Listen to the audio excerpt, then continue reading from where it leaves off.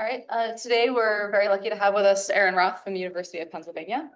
He's the Henry Salvatori Professor of Computer and Cognitive Science in the Computer and Information Science Department at the University of Pennsylvania, the secondary department in Wharton Statistics. He's affiliated with the Warren Center for Network and Data Science and co-director of the Networked and Social Systems Engineering Program. He's also an Amazon Scholar at Amazon AWS. He's the recipient of the Hans Segrist Prize, a Presidential Early Career Award for Scientists and Engineers, an Alfred P. Sloan Research Fellowship, an NSF Career Award, as well as research awards from Yahoo, Amazon, and Google. His research focuses on the algorithmic foundations of data privacy, algorithmic fairness, game theory, learning theory, and machine learning. He's co-authored 2 books, The Algorithmic Foundations of Differential Privacy with Cynthia Dwork, as well as The Ethical Algorithm with Michael Ferencz. And today he'll be telling us about models for human AI collaboration, agreement, and alignment. Thanks, guys. I'm happy to be here. And I'm going to talk about the work that's joint with a bunch of excellent students and colleagues. Let me, in particular, highlight Natalie, who made all of the slides that I made. So the mistakes are mine, but the visual style is hers. And she's almost got market, so I'll remind you of that at the end of the talk.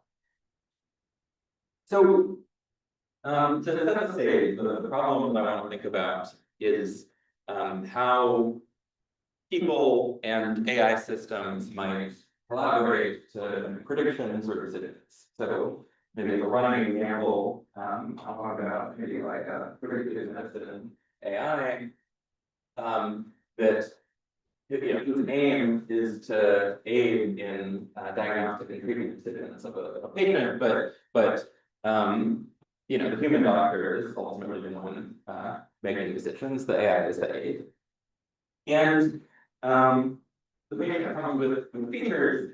Some of the features are legible to both parties. Everyone can look at the medical chart and see the list of past diagnoses, things like blood type. But I'm also going to imagine that there are observations that are legible only to one party or the other. So, for example, the predictive medicine LLM might have been training on some huge amount of training data, and this might be sort of analyzing things in very high-dimensional representations that are not directly legible to the doctor might have all sorts of diagnostically relevant clinical observations that are hard to encode in the medical chart, things like patient disposition. And so, although they can have conversations about things like assessments of risk or relevant treatments, they can't just directly share their observations and around. And so I want to talk about 2 kinds of problems in this talk. The first is sort of I'll call it complementarity or agreement. Hello. I'm sorry, the sound is not good. Here, why don't I take this off? And I'll try to speak into this. I suggest that you continue to wear the mic, Okay. But turn down the speaker in the room. How do I do that? So I can call. That's why they're trying to, because it's the feedback. Okay.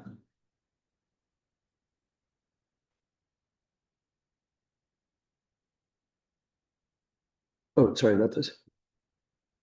Okay. Okay. Is this better? Okay, cool. I'm not sure if that helped. Oh, I'm sorry, because I'm talking into this. Yeah. So it might be okay if you use the louder. Okay. Yeah. So the idea of complementarity or agreement is, these 2 models, or the person and the LM, they've got different pieces of information that might both be diagnostically relevant. Rather than having the doctor decide to sort of go with their gut feeling or blindly follow the direction of the model, better would be if they have some kind of short test time interaction to combine the 2 sorts of information and lead to a prediction or a treatment that is more accurate than either party could have. So that'll be one of the goals. And the second issue is one of alignment. In the first part of the talk, we'll imagine that both the model and the adapter have exactly the same goal and are collaborating towards this goal. Sound probably is, Yeah, just keep going, I'll say that.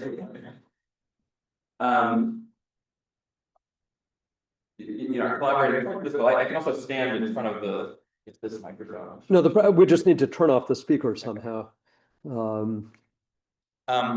the fact that, for example, if the, predictive MLM was sponsored, for example, by a drug company, it might have slightly different. If there's great audio quality when you speak, it's probably because it's coming through this microphone. So perhaps I could just speak through that microphone.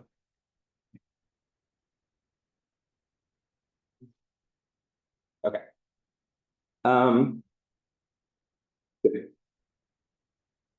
So that's what we want to talk about.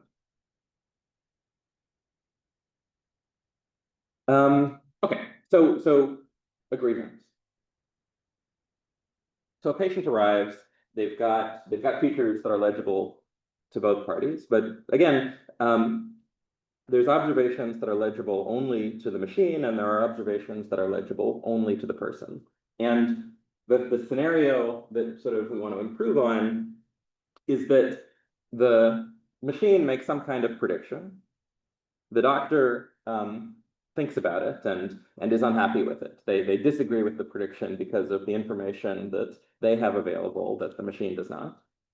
And what can they do at this point? Well, they could just sort of ignore the recommendation or the prediction of the machine model, but better would be if they could iterate and come to agreement somehow at a more accurate prediction that incorporates both of their pieces of information. Okay, so like the story so far, might remind you of an old theorem if it happens that your background is in theoretical economics. Otherwise, it might not. But there's sort of this famous theorem called Aumann's agreement theorem that in a very stylized setting could be interpreted as saying something about a scenario like this. So let me remind you of Aumann's agreement theorem in case it's been a little while.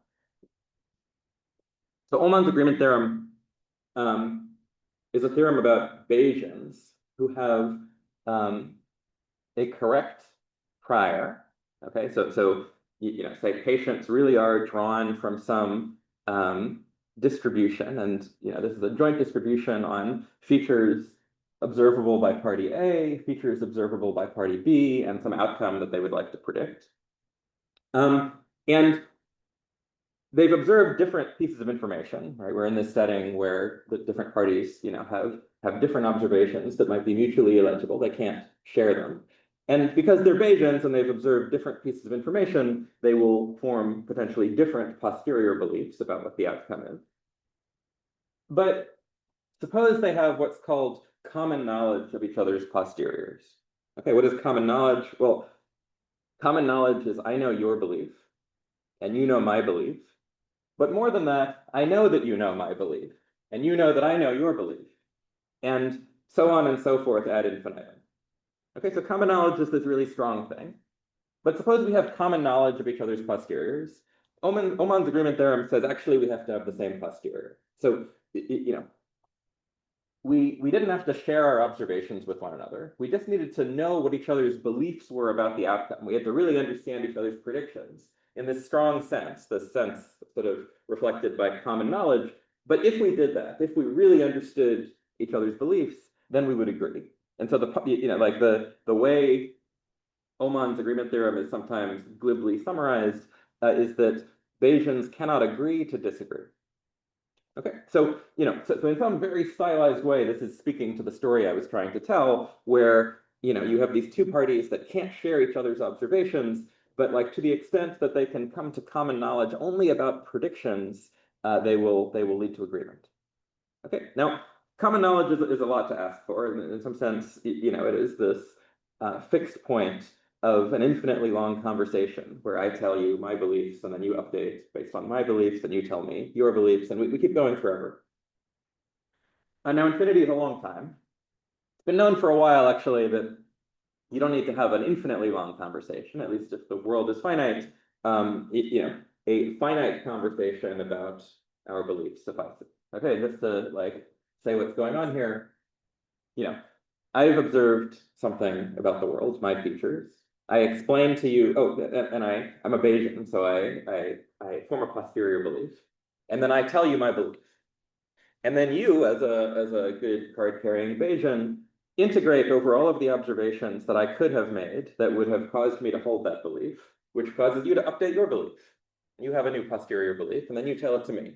And I integrate over all of the observations you could have made that would have led to this transcript so far, and I update my belief. Okay, and we keep going, and we know that this will converge to agreement after finitely many steps. Okay, now, finite numbers can still be big.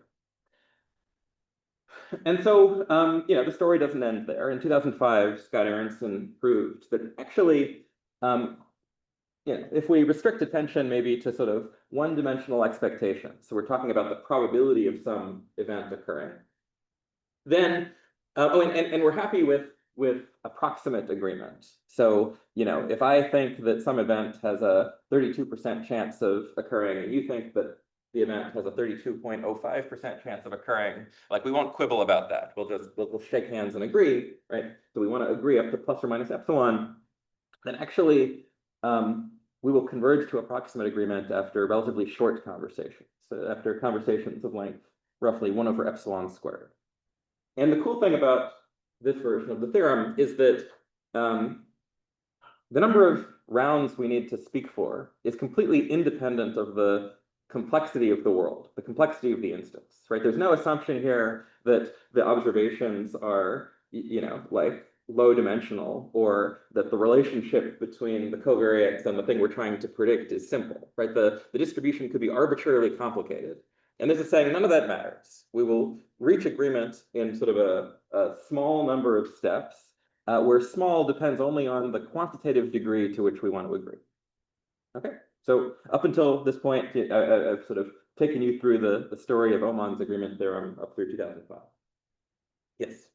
Just to be clear, when I'm integrating over your observations, I know what those variables are. We have the same model and the same prior. Right? Exactly. So all of this, I don't know what your observations are, but we have a common prior, so I know what to integrate it.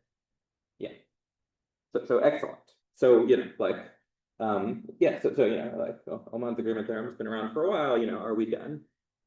And, as perhaps you're already intuiting, the story so far has certain shortcomings. So first of all, it is premised on this idea that we have a common prior, and this really doesn't make much sense. I mean, the world is a complicated place. Like, why do we even have a prior at all? Why do we even think that there's a stationary distribution? The world might be changing, and even if we believed it's stationary, to the extent that it's complicated, why would we have a prior at all, let alone a common prior? Remember, this is a prior not just over my observations together with the label, but it's a joint distribution over my observations, your distributions on the label. And if the premise is your observations are sort of illegible to me, it's hard to imagine that like I have a model of the world that allows me to specify a prior over them. And even if I did, performing Bayes updates is just kind of ridiculous in this setting. Like in a complicated world, it is hard to be a Bayesian, even if you had a prior. It's computationally hard. Especially here, like I don't need to just form posterior beliefs as a function of my own observations. I need to form posterior beliefs as a function of the conversation we've had so far, the transcript of the conversation, which involves doing things like integrating over all of the observations you could have made that are consistent with this conversation. And so, certainly we don't want to assume something like this of a human. And as computer scientists, like maybe even worse, if we're gonna like base our analyses on something like this, we're on the hook for like implementing a perfect Bayesian, and we're gonna run into trouble. Okay. Also, the quantitative version of this theorem, it's unclear how it generalizes beyond one-dimensional expectations. And for this story to really make sense, we'd really like to be able to have conversations about you know, high dimensional things that maybe like the hospital has like 1,000 different diagnostic codes, and you know the beliefs would naturally be sort of, you know, I don't know, like 1,000-dimensional probability vectors, and we don't want to have conversations about that either. We want to have conversations about treatments, maybe something sort of that makes sense.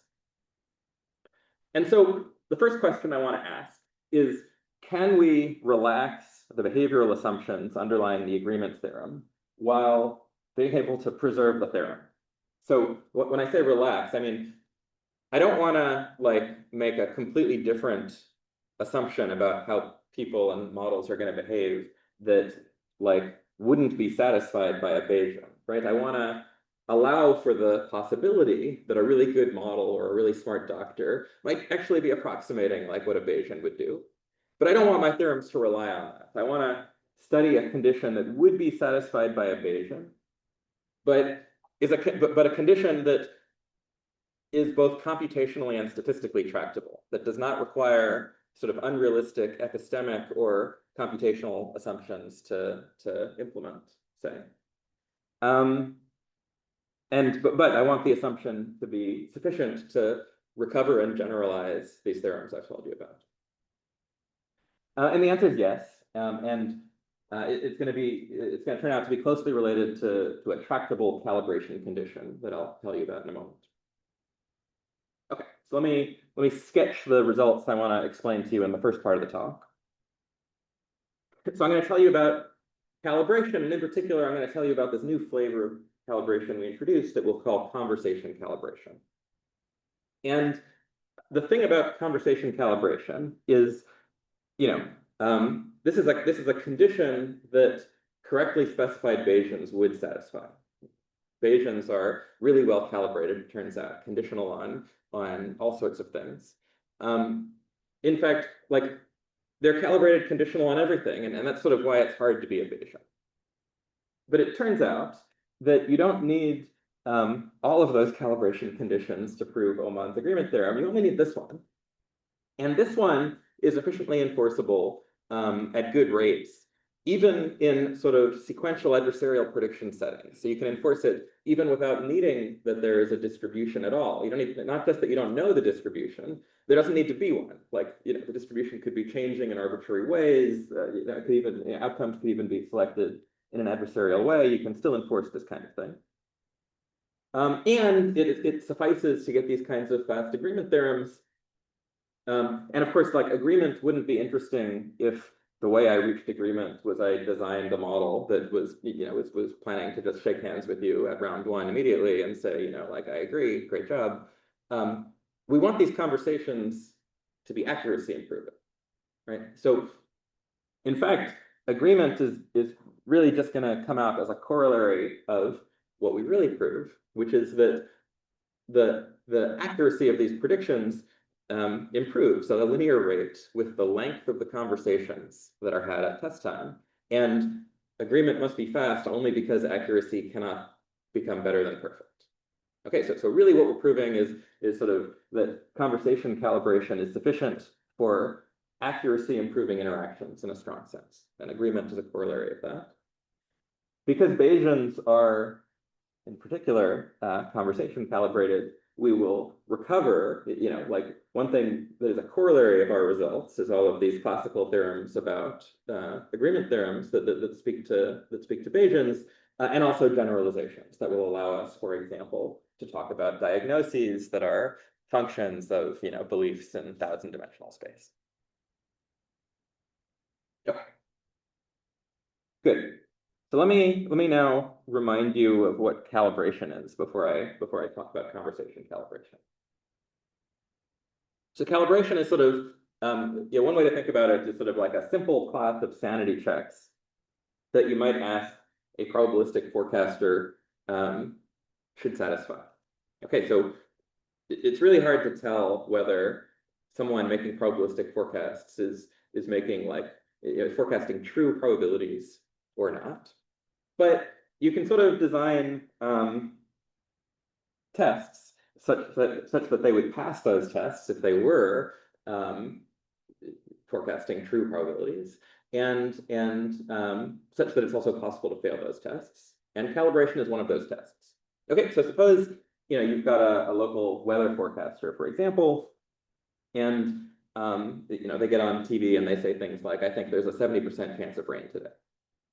Well, suppose it doesn't rain, like, were they wrong? Yeah, unclear. Sometimes things that have only a 30% chance of happening, like, indeed happen. So it's hard to evaluate a single forecast. If someone says there's a 70% chance of something happening and it doesn't happen, it's not clear whether the forecast was bad or if that forecast was perfect, and that's just the way, the coin flips came out.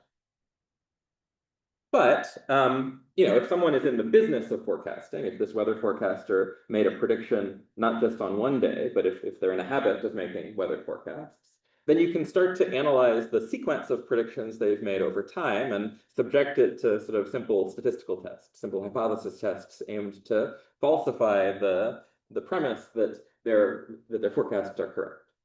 And calibration you should think of as one such class of hypothesis tests. So what does it do? Well, it zooms in on all of the days that the forecaster made a particular prediction. Say all of the days the forecaster predicted that there was a 70% chance of rain.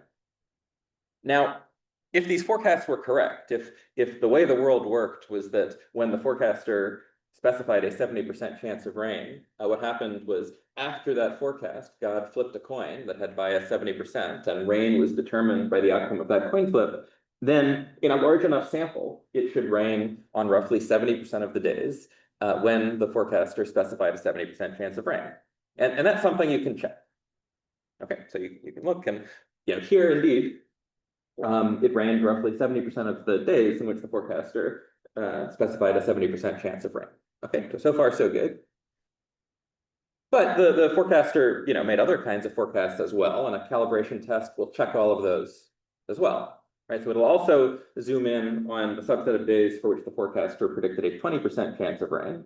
And again, like, if the forecaster is making correct predictions, it had better be that in a large enough sample, it rained on roughly 20% of the days for which the forecaster made this prediction. This weather forecaster fails that test. Okay, so this weather forecaster is not calibrated, but a calibrated weather forecaster would satisfy the property that their predictions were statistically unbiased, not just marginally, but even conditional on their own predictions. That's calibration. Okay, so correct forecasts are calibrated. Calibrated forecasts need not be correct, but it's something you can ask for. The nice thing about calibration is that it's also something you can efficiently enforce. Okay, does this make sense? Okay. So now, so now let's talk about sequential prediction. So I want to recover these sort of agreement theorems, even in a setting in which there is no distribution. And I want to use calibration technology. And so it's important that we talk about a setting where we don't just make one prediction, there's not just one patient, but maybe we're in the business of treating patients, and every time period another patient arrives and we make sequences of predictions. So let me describe for you, I'm going to describe for you sort of a two-dimensional table here, where the columns indexed at the top will be the time periods. So at each time period, a patient arrives. And recall, the patient has features that are legible to the human being and different features that are legible to the model. They might intersect. And at test time, we're going to have a conversation. Okay, so I'll mention at the end, this can sort of generalize to conversations about actions and high-dimensional distributions. But just for clarity now, let's assume that we're talking about the probability of some event. So the conversations are just going to be about numbers, probabilities. Okay, so maybe the model forecasts something, 20% probability. And the doctor thinks about it, and and he forecasts something else, be 40% probability. And the model in some way updates based on this, and makes another forecast, 34% probability. The doctor thinks about it, she updates based on this, and makes another prediction, 32% probability. And maybe that's close enough. Maybe epsilon is 0.02. We call that agreement. Okay, at which point the outcome is observed, and then a new patient arrives, and the procedure repeats. Agreement could be reached at a different number of rounds. It doesn't, the conversations don't have to be the same length. Okay, we observe the outcome, and then a new patient arrives, so on and so forth.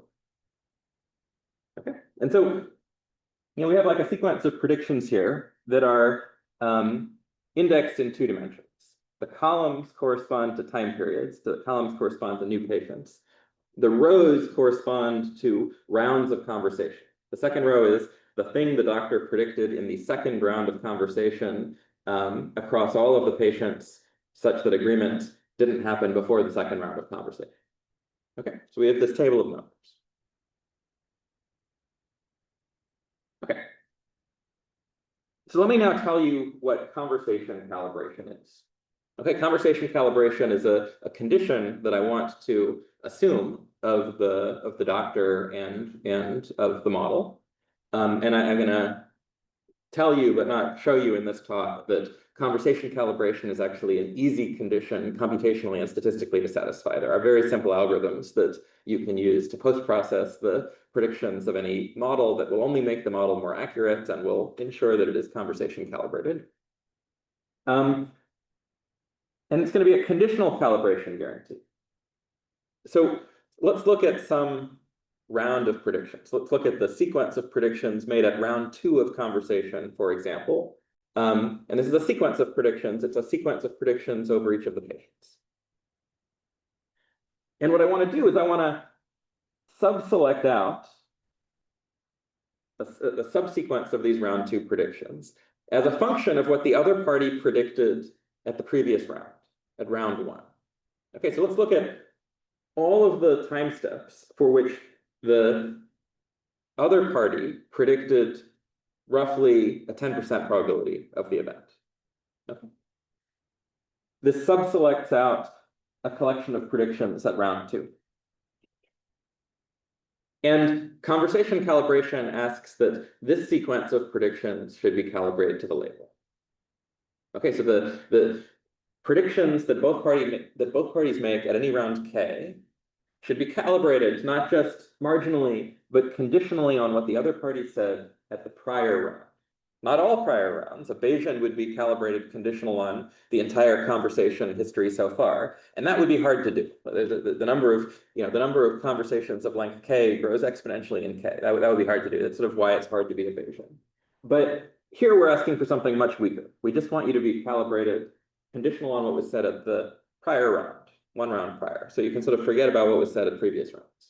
Okay, and this turns out to be computationally tractable. And this is what conversation calibration is. We want that for both parties and for every round of conversation, the predictions made at that round should be calibrated conditional on what their counterparty predicted at the previous round. Okay.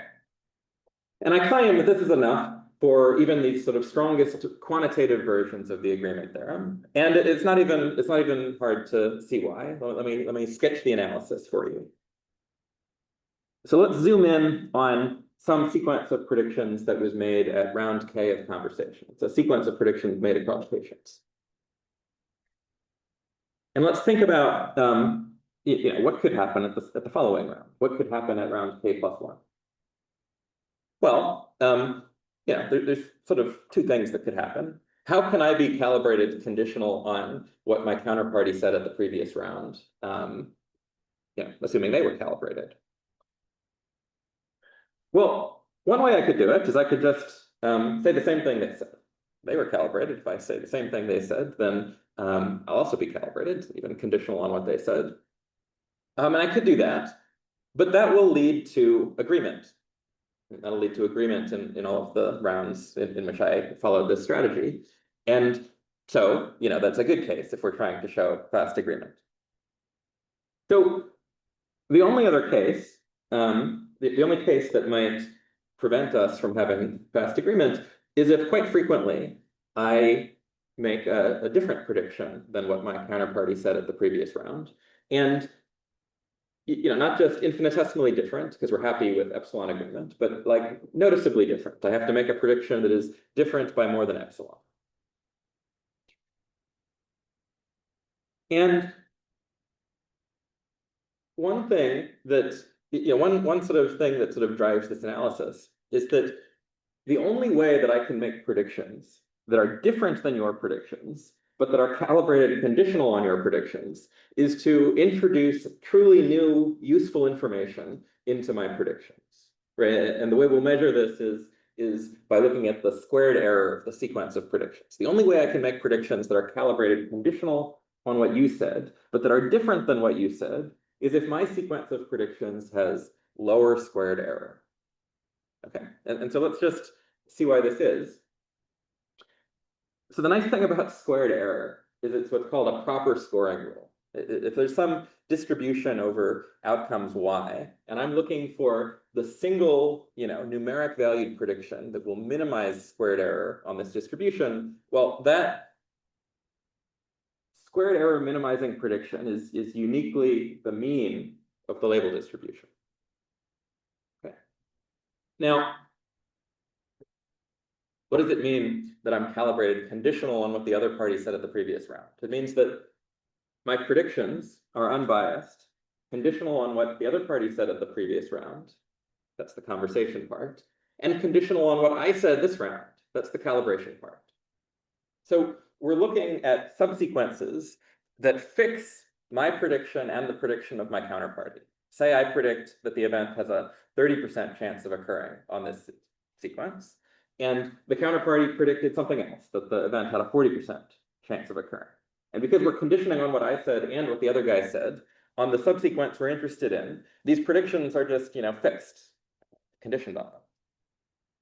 But I'm unbiased, conditional on my prediction and the other guy's prediction. So on this subsequence for which I predicted 30% and the other guy predicted 40%, the event actually occurs 30% of the time.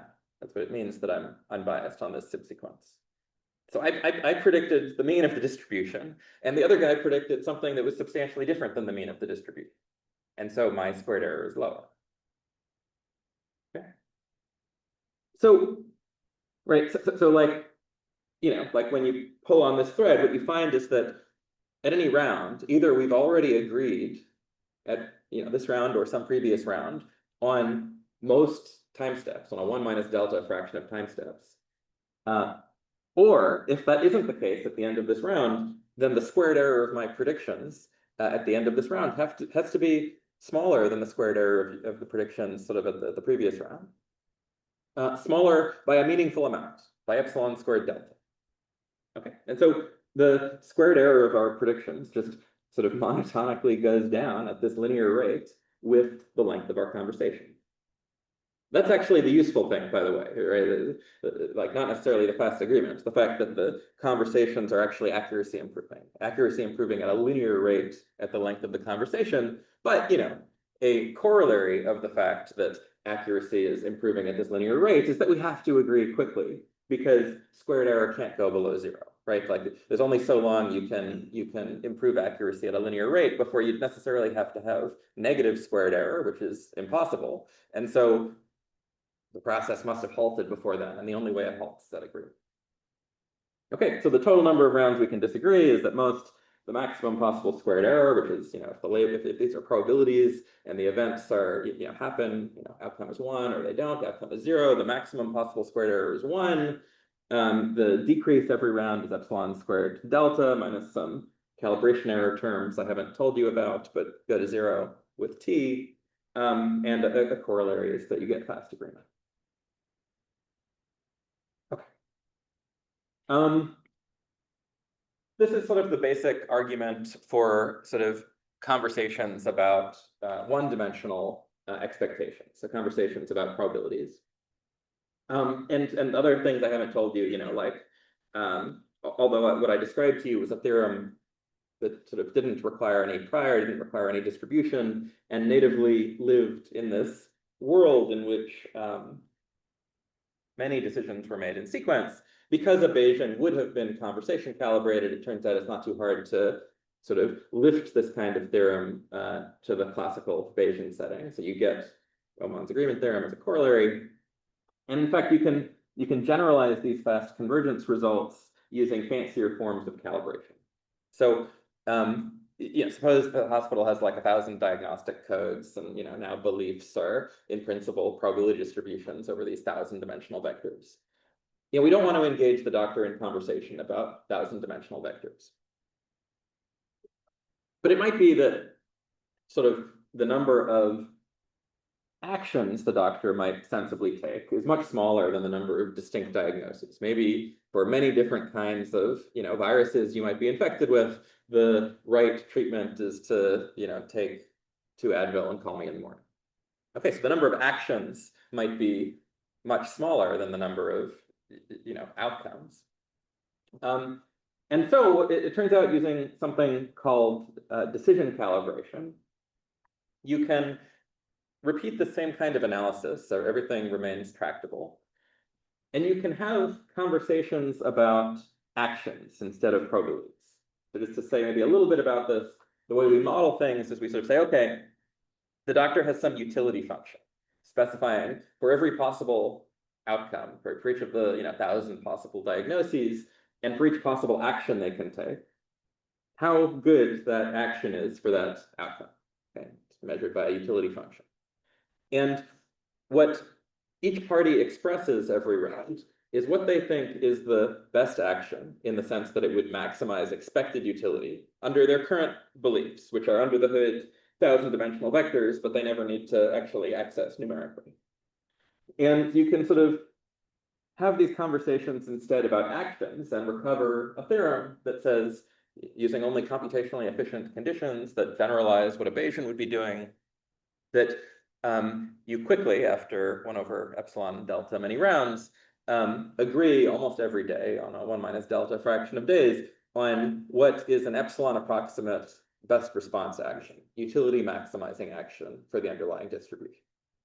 Okay, so this, using this calibration machinery allows you to sort of generalize this argument with fancier kinds of calibration that let us speak about actions. Okay, I'm going to move on now to sort of the second part of the talk, but any quick questions about this kind of stuff? So I'm trying to run this to real world medical practice.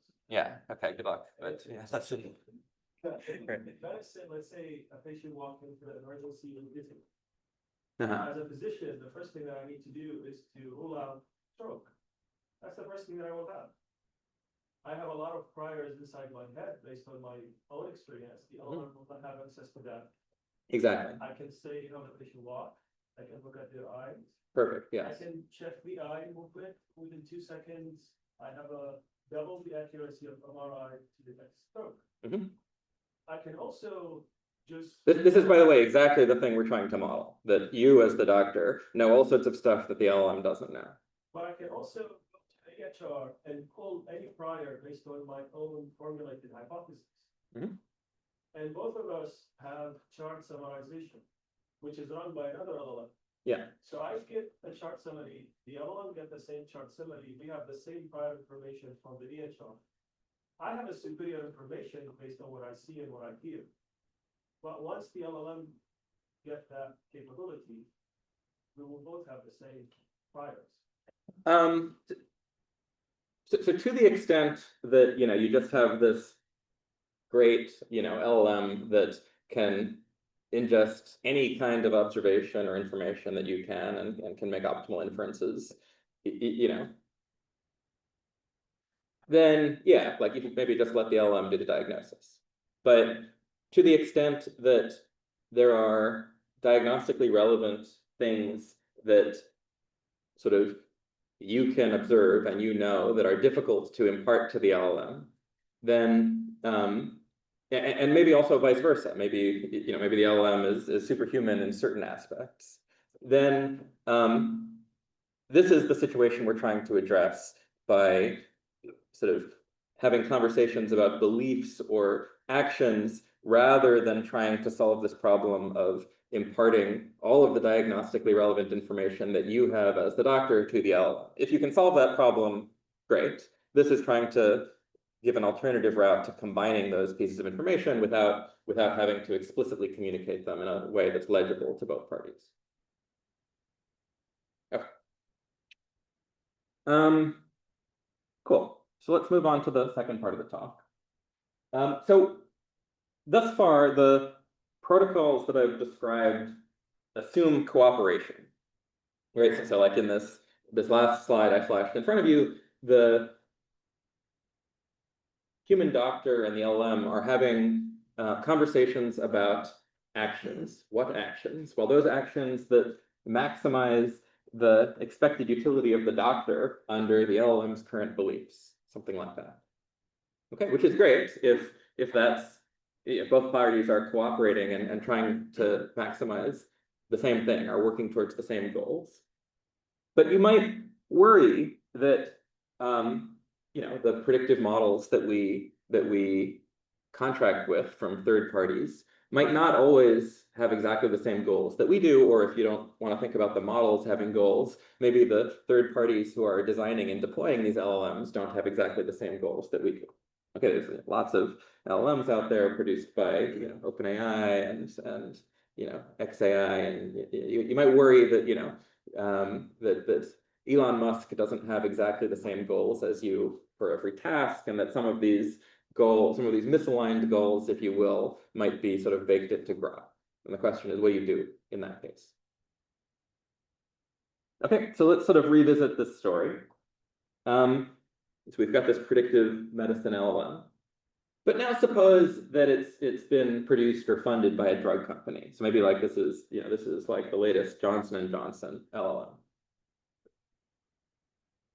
And maybe it's somewhat aligned, it's sort of been trained to correctly diagnose patients, but maybe it sort of has some preference for prescribing Johnson & Johnson drugs. And maybe in some subtle way, it's trying to steer conversations it's having with doctors towards drugs manufactured by its creator.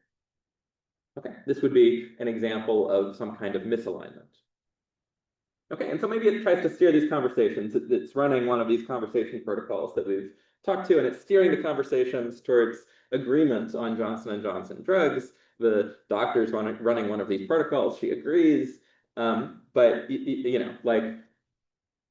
this is, if only the LLM hadn't had this bias for Johnson & Johnson drugs, maybe it would have had a different conversation that would have actually resulted in a better treatment. This is sort of the problem that we'd like to address here. And so, in some sense, like if there was only one LLM on the market and your choices were to use it or not use it, like you'd sort of be out of luck. Like, of course, you could just not use it, and so like assuming you're using it, you're only better off with it in the market than if it wasn't there. But you might be meaningfully less well off than if the organization deploying the LLM had the same goals as you. But a starting point is that in sort of modern AI markets, there's more than one provider, right? I don't need to use Grok if I don't want to. I could use Gemini, or I could use ChatGPT, or I could use Claude.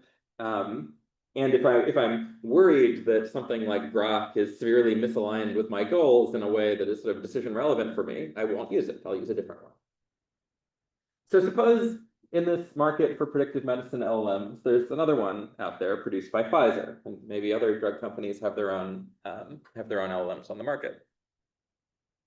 Well, like the Pfizer LLM might be just as misaligned as the Johnson & Johnson LLM, but it's differently misaligned. It's misaligned in a way that causes it to try to steer conversations towards Pfizer drugs. And like the fact that I get to choose which one to use limits the ability of Pfizer, say, to steer me towards its drugs, right? If it turns out that the Pfizer LLM, no matter what the patient presents with, recommends that I prescribe Viagra, then I'm not going to use it. And so the question is, suppose I've got a bunch of LLMs on the market, all of which are misaligned, but they're differently misaligned. Might there be sort of competitive forces in the market, given that the doctor can choose which LLM to use, that sort of lead to alignment of the market for LLMs and gives the doctor the utility they would have gotten had there been a perfectly aligned LLM, despite the fact that none of the particular participants in the market are individually well aligned? Yeah. Is it possible for them to give calibrated responses but misaligned, and what would that look like? Yeah, there's many different ways to give calibrated predictions. They're not, unlike true probabilities, they're not uniquely defined in any way. And so, like that was in some sense the whole point. Like this conversation calibration thing is a condition that's satisfied by Bayesians, but is easier to satisfy. So there's other ways to satisfy it as well. There's many ways to satisfy it, and this gives you room to try to steer the conversations if you're being strategic. Okay. So, maybe here's like the model, first at a high level and then in more detail. We've got a bunch of different LLM providers. And the way I'm going to model an LLM is sort of as an object that can navigate the kinds of conversations that we were talking about in the first part of the talk. So, like, the way I'm going to model an LLM is what I'll call a conversation rule. What it does is it maps the information that the model might have and the prefix of the conversation so far to the next message it sends. It can be an arbitrary such mapping. So this is a rule that can be used to have multi-turn conversations. It maps information it has and prefixes of conversations to the next rule, to the next message sent. But these LLMs are going to be deployed, and the doctor can sort of get experience with all of them, can figure out which of them is most useful in advancing their own goals and diagnosing their patients. And then she'll sign a contract with the provider that had the best LLM for her. Okay, and then at test time, when patients arrive, she'll use that LLM, the one she contracted with, to have one of these conversations and ultimately take some diagnostic action. And the way we're going to model this to take into account the fact that it's sort of like expensive to train an LLM, and maybe they're redeployed only occasionally, like every 6 months or something, is that we'll think of the LLM providers as needing to commit to the models that they're going to deploy. Okay, then the doctor gets to play with them and figure out which one is most useful, and then contract with that one. And the LLM provider can't just at that point change what the model does. Okay, like maybe in 6 months they'll deploy a new model, but then the doctor can reevaluate.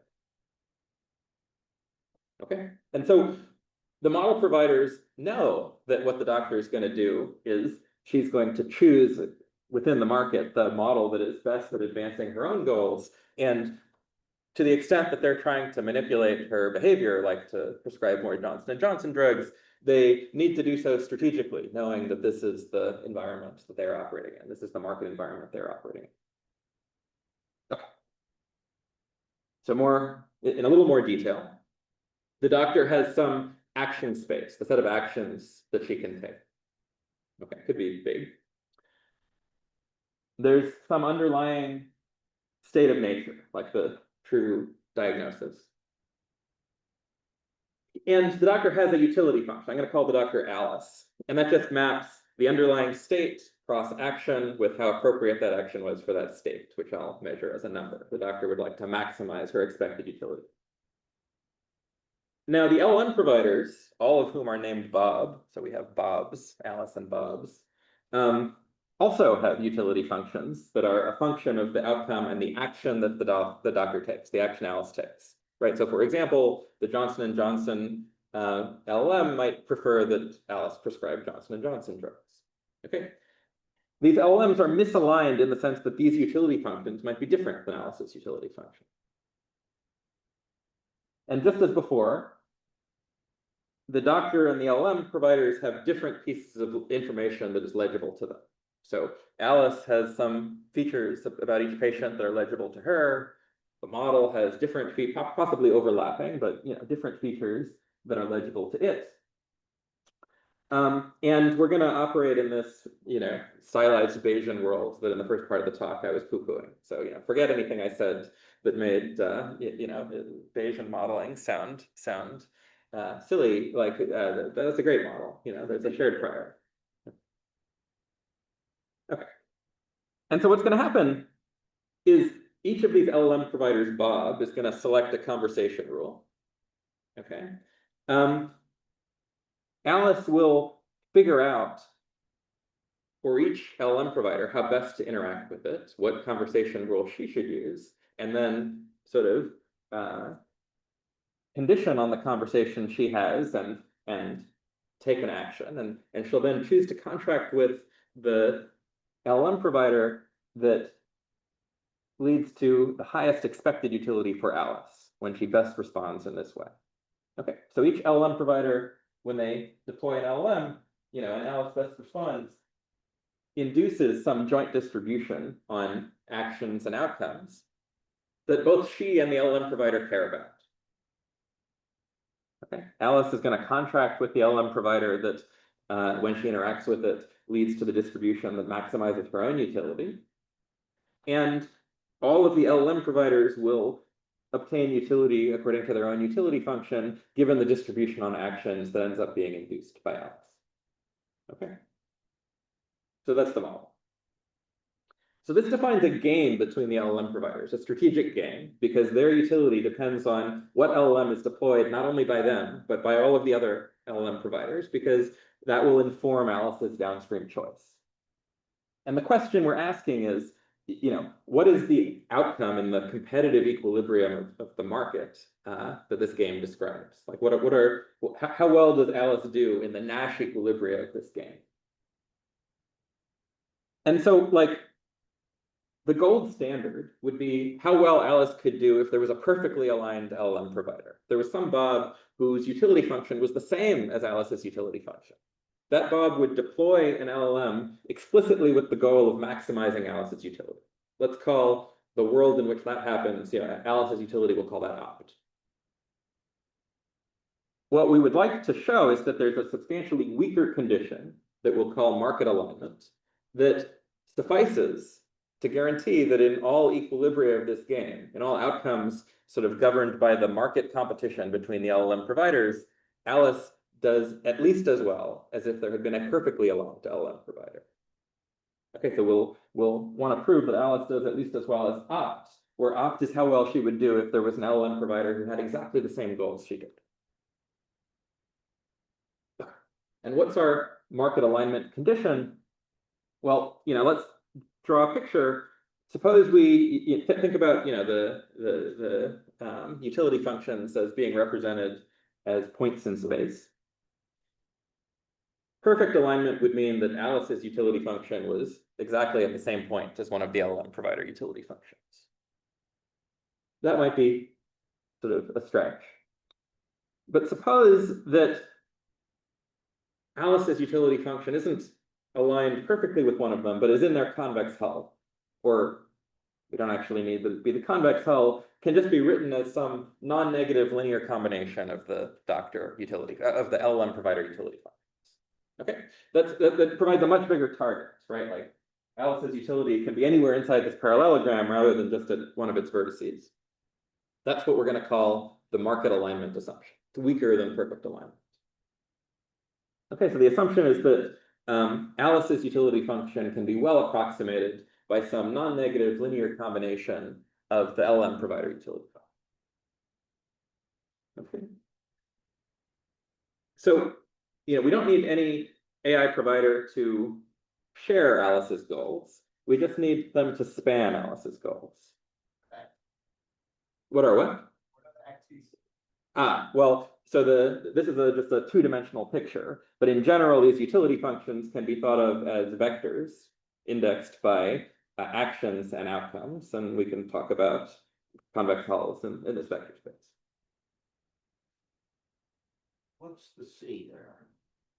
Oh, there can also be a constant offset. C is any constant. Right. Also,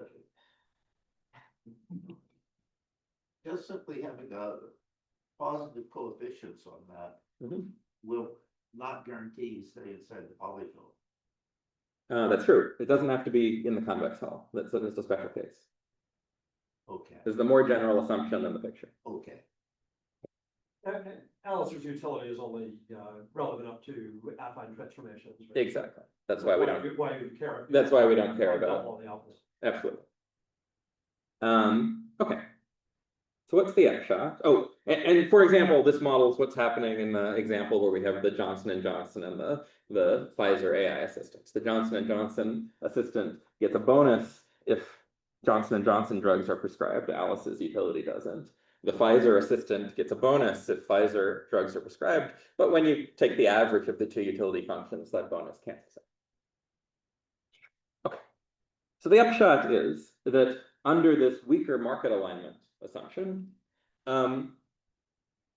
all of the Nash equilibria of this competitive game will have the property that Alice will enjoy utility that is as high as she would have had there been a perfectly aligned LLM. You get the benefits of perfect alignment in sort of the equilibrium of this market competition under this substantially weaker market alignment condition, that Alice's goals don't have to be equal to the goals of the LLM providers. They just need to be, in some sense, spanned by them, right? Like, it might be hard to find someone who's aligned with you on every political issue, but it might not be that hard to find someone who's to the right of you on every issue, and to find someone else who's to the left of you on any issue. And that's the kind of condition we're looking for, that your utility function can just be described as some non-negative linear combination of the utility functions of other providers out there. The proof is easy, but I'm out of time, so someone can ask me about it. And we did some experiments, stylized experiments, and someone could ask me about that. But let me wrap up. What's the sort of more general, maybe underlying philosophy related to some of what I've talked about? So real probabilities are very useful, but they're hard to get your hands on. Equivalently, true Bayesian posteriors. One way to think about what a real probability is it's a prediction that is unbiased, conditional on all of the information that is available to you. And that's why they're hard to come by. But it's not so hard to come by predictions that are unbiased, conditional on a modest number of events. That's what these calibration conditions give you. And we have efficient, both in terms of data and computation, algorithms for being calibrated conditional on a modest collection of events. And it turns out that for lots of purposes, and the example I gave you here was to prove Aumann's agreement theorem, but there's other examples like this. For lots of purposes, you didn't actually need real probabilities. You didn't need all of these, infinitely many conditional calibration conditions. You only needed some of them. Okay, so it turned out for Aumann's agreement theorem, you only needed these tractable conversation calibration conditions, but you can think about all sorts of other applications for which real probabilities are useful, and then oftentimes when you think about them, it turns out you only needed computationally tractable conditional calibration conditions from like a restricted set. And I think this is sort of a useful thread to pull on more generally. It's also often easier to first work in a model where you sort of assume there are priors and everyone's a perfect Bayesian. That's why we did that in the second part of the talk. But of course, there's lots of things that are unrealistic about such a model. Where do the priors come from? How do you do the updates? And so I think like that's not where we should stop. And so the first part of the talk is evidence that you don't need to stop there. That sort of it's often possible to take these stylized Bayesian results and make them sort of more tractable and computationally efficient. So let me end there. Let me note that the results I talked about are contained in a series of 3 papers. And note that the first author on all of these papers is Natalie Collina, who is on the job market this year. Thank you.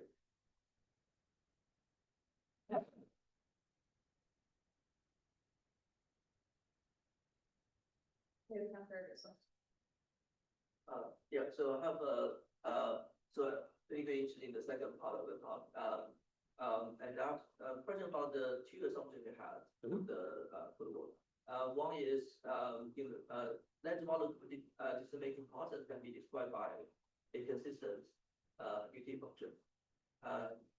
But to which degree is actually true that lens model decision-making process can be really described by a consistent utility function?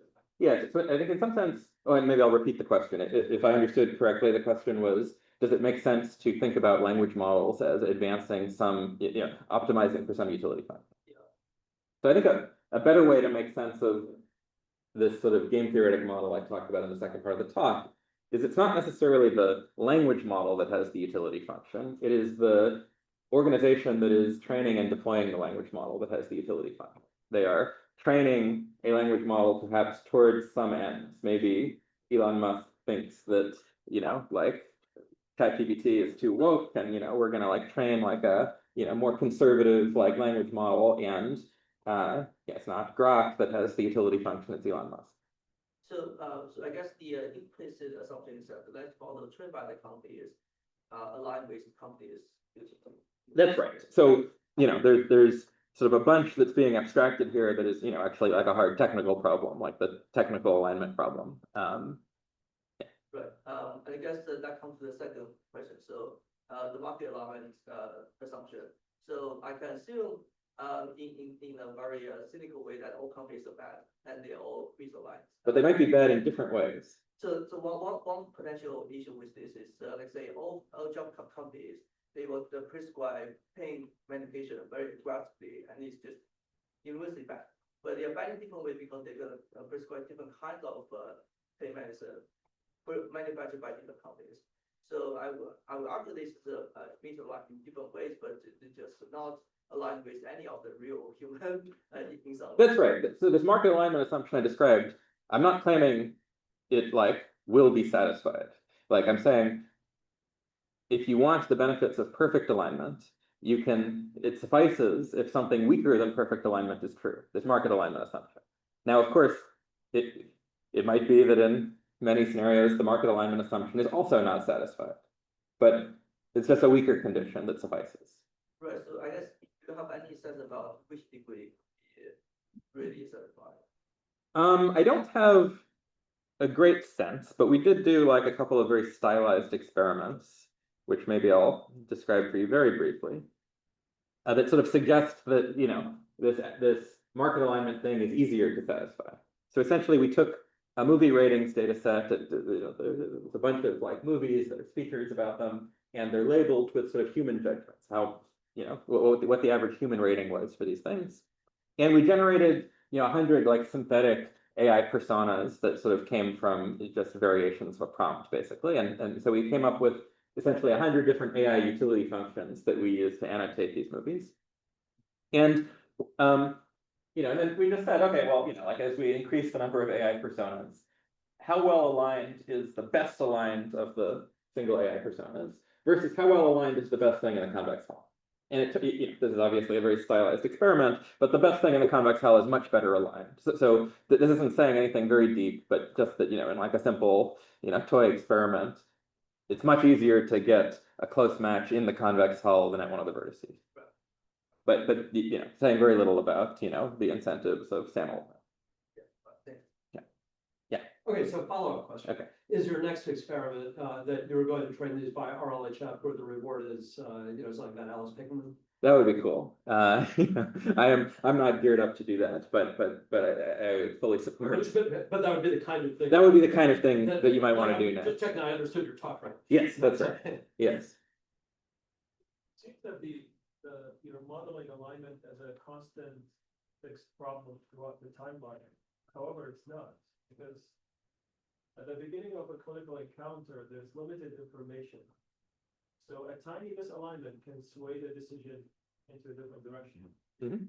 As you move forward in time and there's more evidence coming in, the decision is much easier, the uncertainty goes down.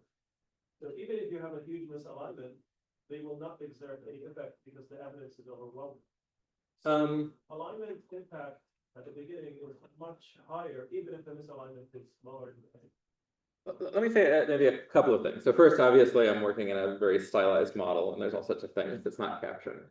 But I think this sort of temporal aspect you're talking about, where more information comes in, we're intending to capture that in the dynamics of the conversation, right? And the thing that is fixed is not a particular utterance of the LLM. Of course, that'll change as more information comes in. The thing that's fixed is the weights of the LLM that determine, given a prefix, context, and a prefix of conversation, what it says next. That's the thing that's fixed, okay? And the strategic choice here is knowing the typical dynamics through which new information comes in. How might I steer the conversation to prescribe, more of my preferred drugs, something like that. So on the one hand, this is a very simple stylized model. There's all sorts of real world things you can point to that are not explicitly captured here. On the other hand, I do think we intend to capture things like dynamics over the course of one patient. The thing that is fixed is not like a particular recommendation. It is the weights of the LLM that sort of govern how conversations proceed. Okay, thanks for the talk. Regarding part one, you had this motivation that humans are more likely to agent disposition than AIs, and in the theorem, I thought you had one term for AI, one term for human, but it wasn't clear in the assumptions like why there had to be this asymmetry in the theory, right? Like, could you just replace that with agent one and agent? Oh yeah, I mean, it is symmetric. There's no distinction. Like it's a really cool story, but like, there's no distinction between like the person and the model. You could be having conversations between two models or two people. This is just a theorem about how conversations play out if they happen to satisfy this conversation calibration condition. And the conversation calibration condition is something that if you wanted, you could actually code up so that the model satisfied. But you could imagine asymmetries where like maybe the AI model is kind of sufficient or some degree calibrated everywhere. It's trained on data from the whole world or country where right, the human is well calibrated one specific subpopulation, right, like Baltimore, but is very miscalibrated about calibration of You could. In the model we work with, in which labels are eventually revealed at test time, you don't need to, because it turns out that you don't need to make distributional assumptions to be calibrated. Like there are these very powerful theorems about when you can calibrate to even an adversarially chosen sequence that don't require any assumptions at all. So everyone can be calibrated in this sense if they want to be.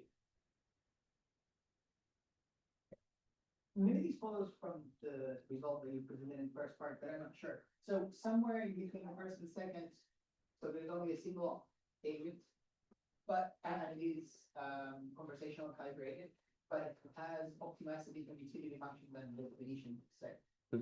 How should the interaction change? Should it change at all? It doesn't need to change. So one thing about so one nice thing about conversation calibration is you can audit it. Like I can check if your conversation calibrated. And so, I could engage in this protocol, and if I see that you're trying to, get one over on me by not being conversation calibrated, I could stop talking to you. And also I would have the guarantee that as long as I'm conversation calibrated as well, nothing you can say would make my sort of decisions less accurate than they would have been absent your input. So sort of the worst, like if your goal is to sort of minimize my utility, right? The worst thing you can do to me is just end the conversation right away. The worst thing you can do to me is not speak to me. You can't make things worse by speaking for longer. So sort of engaging in one of these protocols is sort of safe, even if I don't trust the opponent.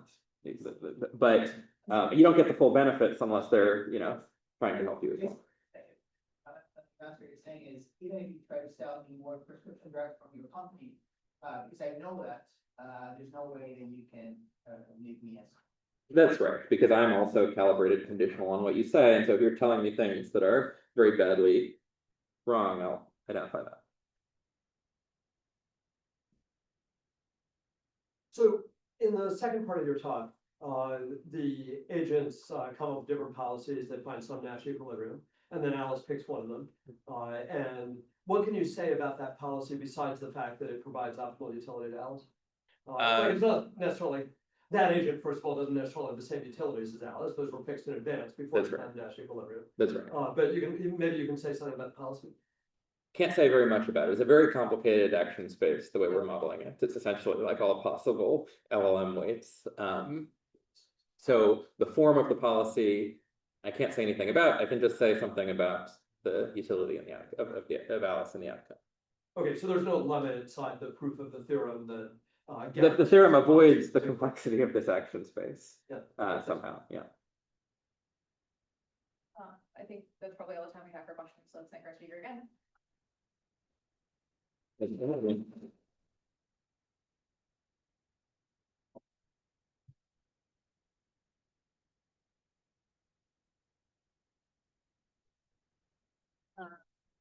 Cool. I selfishly want to squeeze in one question before you go to lunch, because I think I'm not going to see you after this. So you said that, like, okay, if Alice's utility function is expressible as a linear combination of like the utility functions of all the the value of the game is optimal. But like, can you say anything about like a degradation in Alice's utility if like, it's like some function of how well? Yeah, so the actual theorem is, some notion of being like represented up to error epsilon within the convex hull, and the epsilon carries through. Okay. No, I mean, it is sort of a restrictive note, like the error parameter we have in the theorem is sort of like the L infinity error of how well. Pretty bad. So it could be pretty bad. Yeah. But like that error at least carries through, but maybe there's a more mild way to parameterize error, it would be okay. Okay. So it doesn't have to be exact, but like the way we carry through errors is just like L infinity error, which is, pretty restrictive. Yeah, I guess I'll see you next week. Yeah, see you next week. Oh, at the computer. All right, see you on the computer. Bye. Yeah, I mean, no, that's another fashionably later. Yeah. Yeah, we're lunch cruise Oh, here. okay. Ready when you are. Gather enough stuff. Thanks. All right. Hey, Aaron, Greg Hager. Hey, Aaron, nice to meet you. All right, I think I'm ready to follow you wherever you want to go. But where we want to go or where we're supposed to? Wherever you're gonna go. No, I don't think they want to. Yeah. And then the following you, wherever you do go. I assume we're in your tree? Yeah, it's a good question. You're in science, we need a board. Hi, Aaron, nice to meet you.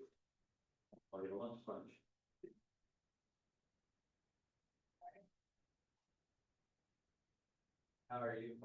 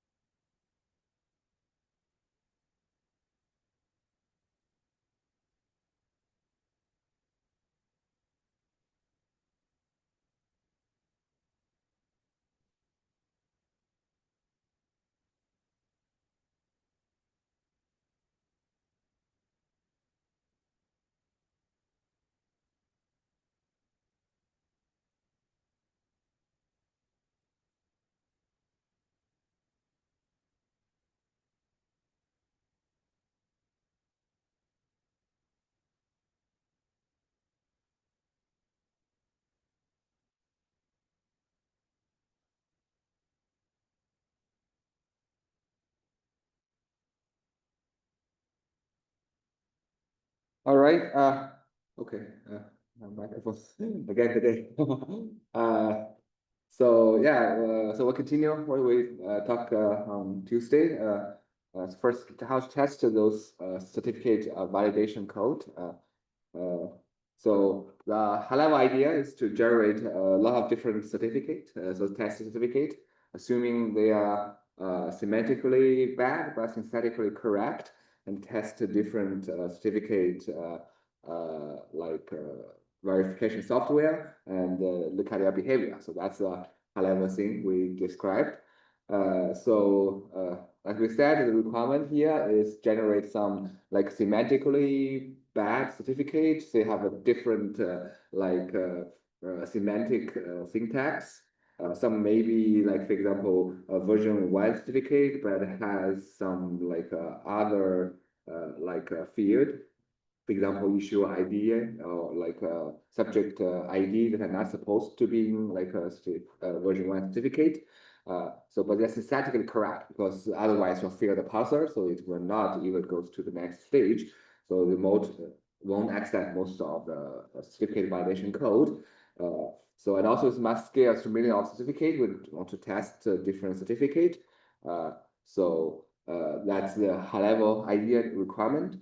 As we see, this X509 certificate is a multi-layered structure.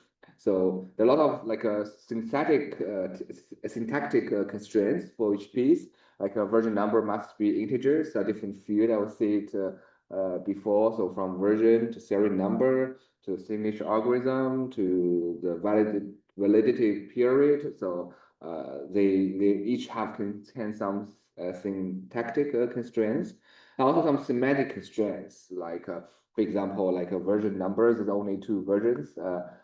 And then the versions, if not equals 2, that extension have to be empty. So there's many like semantic constraints. So you've seen this figure before. So we know it's a very like old book to a lot of different standard. The high level idea is that we can randomly reassemble those X509 certificates using those randomly syntactically valid pieces, and which likely validate some of the semantic constraints, and we also generate those like really bad cases really want because we wanted to like test those different certificate validation software and see if they contains some vulnerabilities.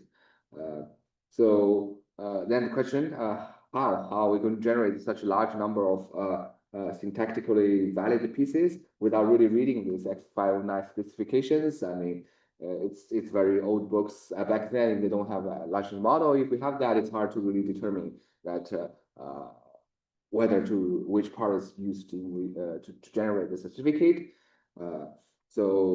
Back then, how it's being done is that they scan the internet and collect a lot of different X509 server certificate. You can get it once you support HTTPS, and you can get that certificate to get those different certificates.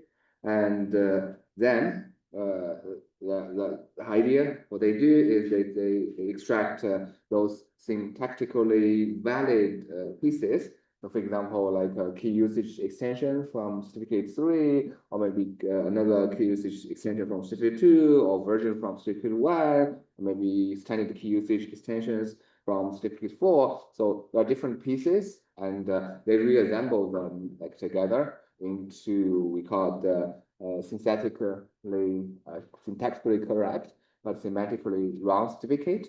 And so they call it a Frank cert certificate. So based on those 200K certificates, generate 8 million Frank cert certificates from those random combinations of those certificated pieces.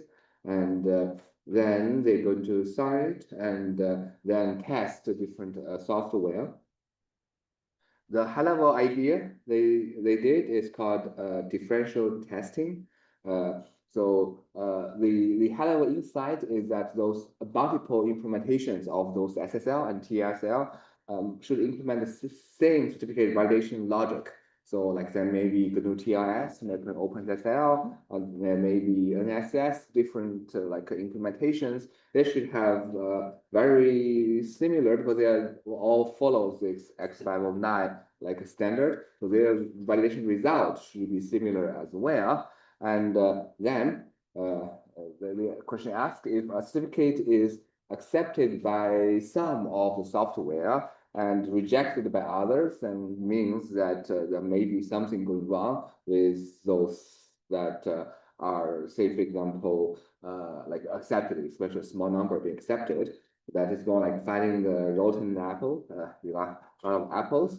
So usually there's no false positive, although some maybe discrepancies because of different interpretation of X509.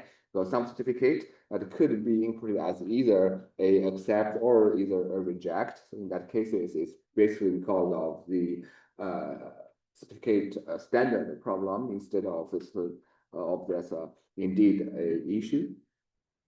So then the analysis, like a lot of different SSL TLS implementations. So they examined 14 different implementations and find 208 discrepancies due to 15 root causes. So there are multiple different type of bugs they found. For example, some will be accepting fake and unauthorized intermediate certificate authorities. So if you do that, then attacker can actually impersonate any like a website based on the implementation of that software. It could be like a certificate not authorized for use in SSL or not valid for several authentication, maybe just for client authentications, several other issues. So with different issues, they have a very beautiful table to talk about how it works. So some may be like untrusted version 1 certificates, say for example, the GNU TLS and the metric SSL were accepted, other will be rejected. And there are some others, like for example, version 2 untrusted. There are different, for example, certificate not yet valid, so they will accept, means that they haven't really there's just a period, like so it's not come to the like a validation, the validity time yet is accepted. So some are smaller issues, some are like bigger issues. Small issues, like for example, expired in time zones, so maybe still accept or reject. So it's different, different type of bugs. There are some like examples that they do mistakes. First is version 1 certificate. Those are the old standard certificate. So according to the RFC, says that if an SSL or TLS implementations encounter such a V1 certificate that cannot valid out of band, it must be rejected. The reason is that the V1 certificate does not do not support CA bit. Anybody with a valid V1 certificate can actually pretend to be CA and sign a certificate. But for like for example, GNU TLS, so they failed to do this, and that leads to this untrusted V1 certificate. This is one of the vulnerabilities that have been found. Another vulnerability they found is on the, I think, Linux version of Google Chrome back then. So this is the like warnings that people have seen. They say the site security certificate has expired, and you reached this Google, but expired. Do you want to proceed? So I mean, although it's a warning, but that seems like not that severe. It just says expired certificate. Maybe Google like forget to like renew the certificate. However, if you try to click through and look at the certificate, and you'll find that the certificate not only like expired, it's actually issued by another untrusted CA, which here we show the www.fullbar.com. So that means when they explain warning, there are two types of warnings. So one warning is that certificate expires. The other warning is that it's actually issued by untrusted CA. So the second one is actually more severe than the first one, but they actually only display one of the warnings instead of like both warnings. That is to a problem. That's another. So the root causes is that the Google Chrome Linux use a modified version of NSS. So that means if a certificate is issued by an like untrusted certificate authority and is expired, And then the certificate validation code returns only the expiled error instead of the two errors. So one is expiled, the other is actually is from untrusted CA, so it's forget and the other. So that make it vulnerable. But some of them, like Firefox, actually use another glue layer called Personal Security Manager, or OneSS, and that's not affected. So that's another exhibition. They found this is vulnerable. Some other bad warnings as well. Here's a similar case that is expiled certificate. However, it's actually when you visit from another like a website, it's another similar bad warning case. Okay, so we talked a lot about those certificates and how it's being validated. And another way is that even if, say, for example, this certificate are, for example, the software are used correctly or implemented correctly, like the underlying libraries, like NSS or PSS are implemented correctly. And another step is how those software that are above it that tries to utilize and verify those or interpret those warning that come from this underlying software. So that comes to another issue in using those software. That leads to some of the problems. So one of the problems that happened for Apple iOS is very famous instances when they tried to validate the certificate is as follows. Specifically, it's another a certificate validation case. So then this is iOS, and then tries to connect to someone, for example, like a malicious person, try to become a PayPal, and then he said, oh, here's a PayPal certificate for his RSA signing key, and then this is my signed DH values, because to verify these DH values and validate the certificate. And then what it's supposed to do is supposed to really verify the signature on the DH value using the public key from the certificate. That it should do to validate the certificate. But then it should do that, but that is a very famous problem in Apple's code called go-to failure. So it's we look at it, feel it's very naive, and it's not even mentioning. So you can see what it looks like. The code is like this. So basically, it's try to check different errors and see if any error exists. And if error exists, they'll go to fail. So this is the fail part and return the error code. But if there's no error, then it will get this error equals to SSL raw verify and get an error value. And error have a default value as well, which is a pass. So that's the case. But if you look more carefully, so here is basically where the signature is verified. This SSL raw verified. So this is well being verified. We look carefully. So there's another go to fail. Supposing there may be another if statement over there to check whether this error is match some of the error code there. But I think the developer somehow forget this, or maybe they copy paste and put another go to fail over there. So that means no matter what it is, so when you execute the code from the beginning, and then it always go to fail and comes to here. So this SSL raw verified directly being bypassed. So it's never will verify this if Hoffman value, and then that means you can basically any certificate will work even if you provide an incorrect DH value, and then this is basically a completely failure of the certificate validation on iOS software in Mac OS X. So that's happened in 2014, and that affect all OS X and iOS software, make them vulnerable to man-in-the-middle attack, because the certificate could happen. So it's broken TR mutations, provide actually no protections against these attacks. So someone make a beautiful T-shirt about this go to fail. So indeed, it goes to fail. And then we talk about this TSL. We talk about the handshake. So basically, this is the process. You do a hello and you send the certificate, and then after that, the task is to like validate the certificate. So basically, this is what's supposed to happen.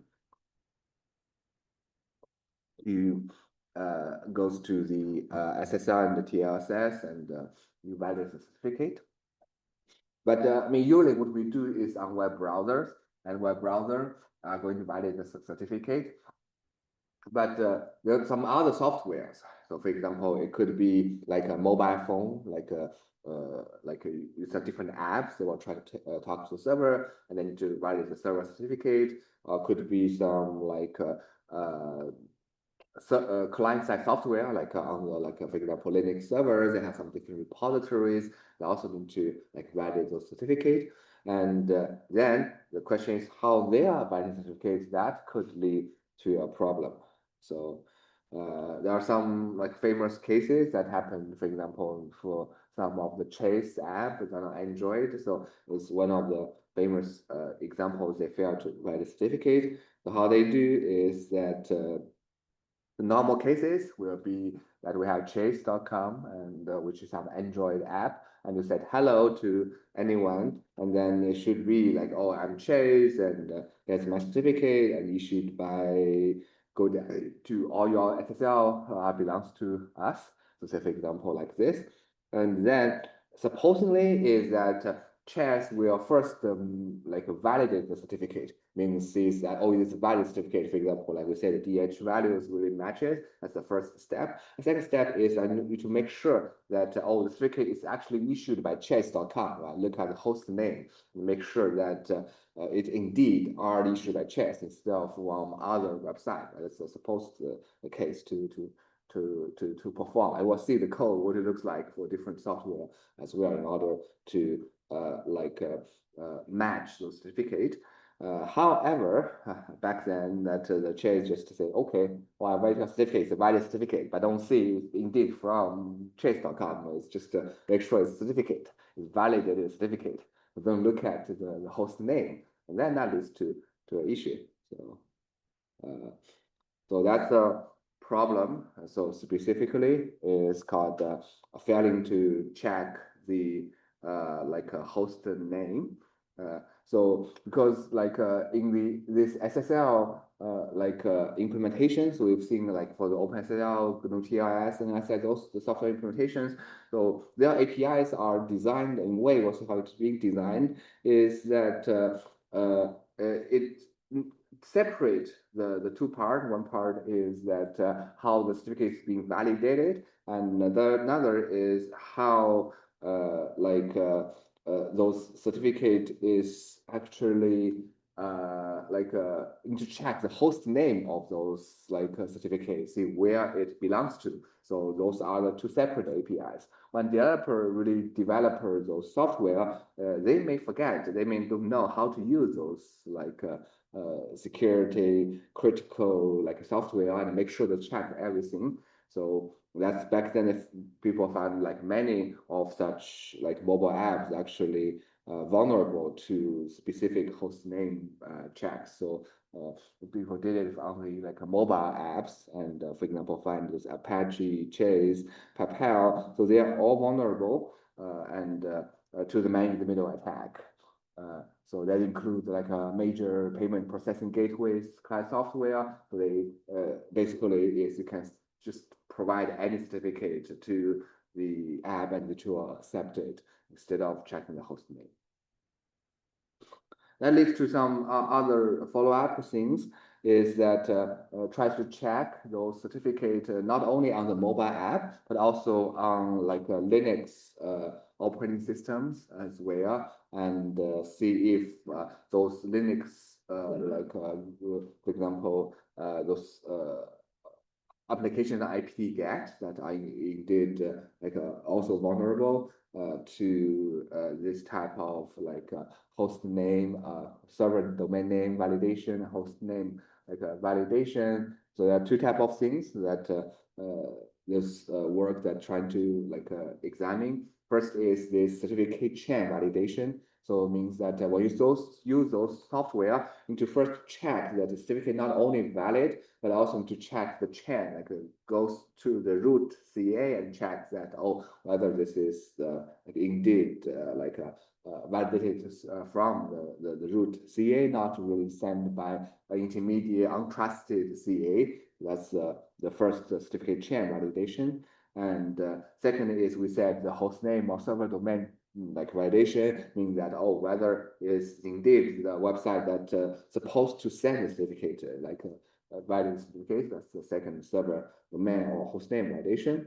So some highlight for this idea. So they found 27 previous unknown vulnerable apps out of like 485 even to like apps, and all those falls into those two categories mentioned above. Either it fails to validate certificate chain or it fails to validate this host name. So that goes to how those like applications really use those like software. So here we use OpenSSL as an example. So there are two ways to like use those OpenSSL. So the first way you can see on the left hand side. So you first need to select the protocol. So here is the TLS v1. That's the way to select the protocol. And second, you need to like create the context. That is SSL context new, and then you can do the create the SSL. So this is basically SSL new. And after that, we need to really do the verification. So here is SSL context set verify with this context, and then need to really set this SSL verify peer flags. If there's no peer flags, it's not really false certificate chain checking, and then you can start the handshake SSL connect. This is one way to perform, and the other way is quite so this way is just to use as APIs to certificate validation. And another way is you can see on the right hand side, it's quite similar. You still need to do the selections of the protocol, and then you can do the new, and then you do the connect first. But after connect, you will get the certificate. So you do the SSL get peer certificate, and after that, if it's not none, and then you need to really get a verified result through this SSL and see if it belongs to X509 VOK. This is another way to really create or connect to the OpenSSL API. More specifically, how we check those certificates is that looks like this. So basically, you have an SSL TLS client like a software, and then you go through some static analyzer, tries to create we call it code representation, which is we see later is the program dependency graph, and then we use a signature, tries to do kind of like graph query to match whether there are certain patterns in the code that representations that matches this. And if we ensure that the correct usage in the signature and match the signature, and if the match succeeds, like we said, we find the correct usage of those SSL usage, and then we think, that is the correct usage, and otherwise we'll report potential vulnerability. So we find that the simple pattern matchings, like for example, rapid expression matchings are not sufficient. Of course, because you can see the way that you use these APIs are very complex, and maybe some others instructions in between those different API calls. I will see it here, so you can see that it may be different data or different API calls in between those different methods. So that's why it's not enough to use those pattern matchings. And also those APIs actually connected by different parameters and return values, we need to return the context and all those things. So they're connected.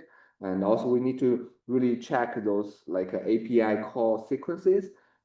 That's why we need this control flow being tracked as well. So that's why that in this we use this program dependence graph. So basically the nodes are different program statement, and the ages are the control and the data flow dependencies. So that means if A is control flow dependent on B, means that B can actually directly affect A's execution. Similarly, if A is dependent on B, if that means if value assigned in B can be referenced from A. So those are the control and data flow dependencies, as you probably aware. And then there's a signature that can match those nodes and ages of PDG. So something similar to things like here you have a function calls, goes to another function call, those are the call ages. And then you have different conditions, have true conditions, have false conditions to the different code blocks. So this is what the PDG looks like. So more specifically, so this is what the signature for a open SSL looks like. As we see, there are like two different dashed blocks, and we've got two different branches in order to like match different usages of like open SSL. So you can see that the first issue, this is the context, the SSL context, and then goes to the SSL new, and after that there are different conditions. So first it could be directly SSL get a verify result function call, and then goes to this 509 VO case if it is a like OK statement, or it could be this SSL peer certificate, and then goes to this condition if it is controls of different ways to get this certificate. And then we also comes to the read or write. So that means we should have those conditions being satisfied before it goes to the SSL read and SSL write.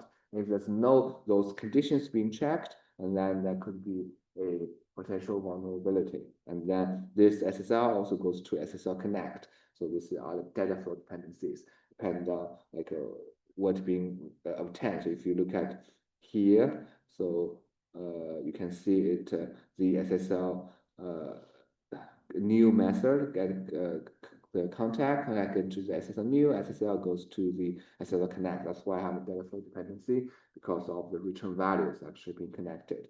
That's why SSL new goes to SSL connect. So this is the kind of like the first branch.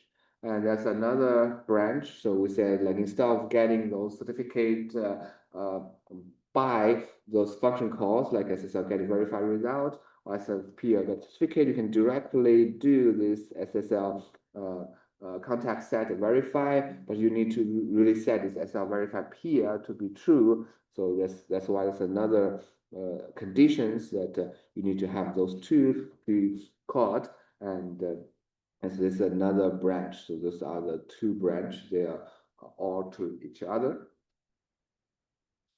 And then, in terms of implementation, so certificate validation, vulnerability scanner. So they based on signature to scan those software, and then use code surfer. It's a static analysis tool that provides those static analysis, and then generate those PDGs that matches with those signatures.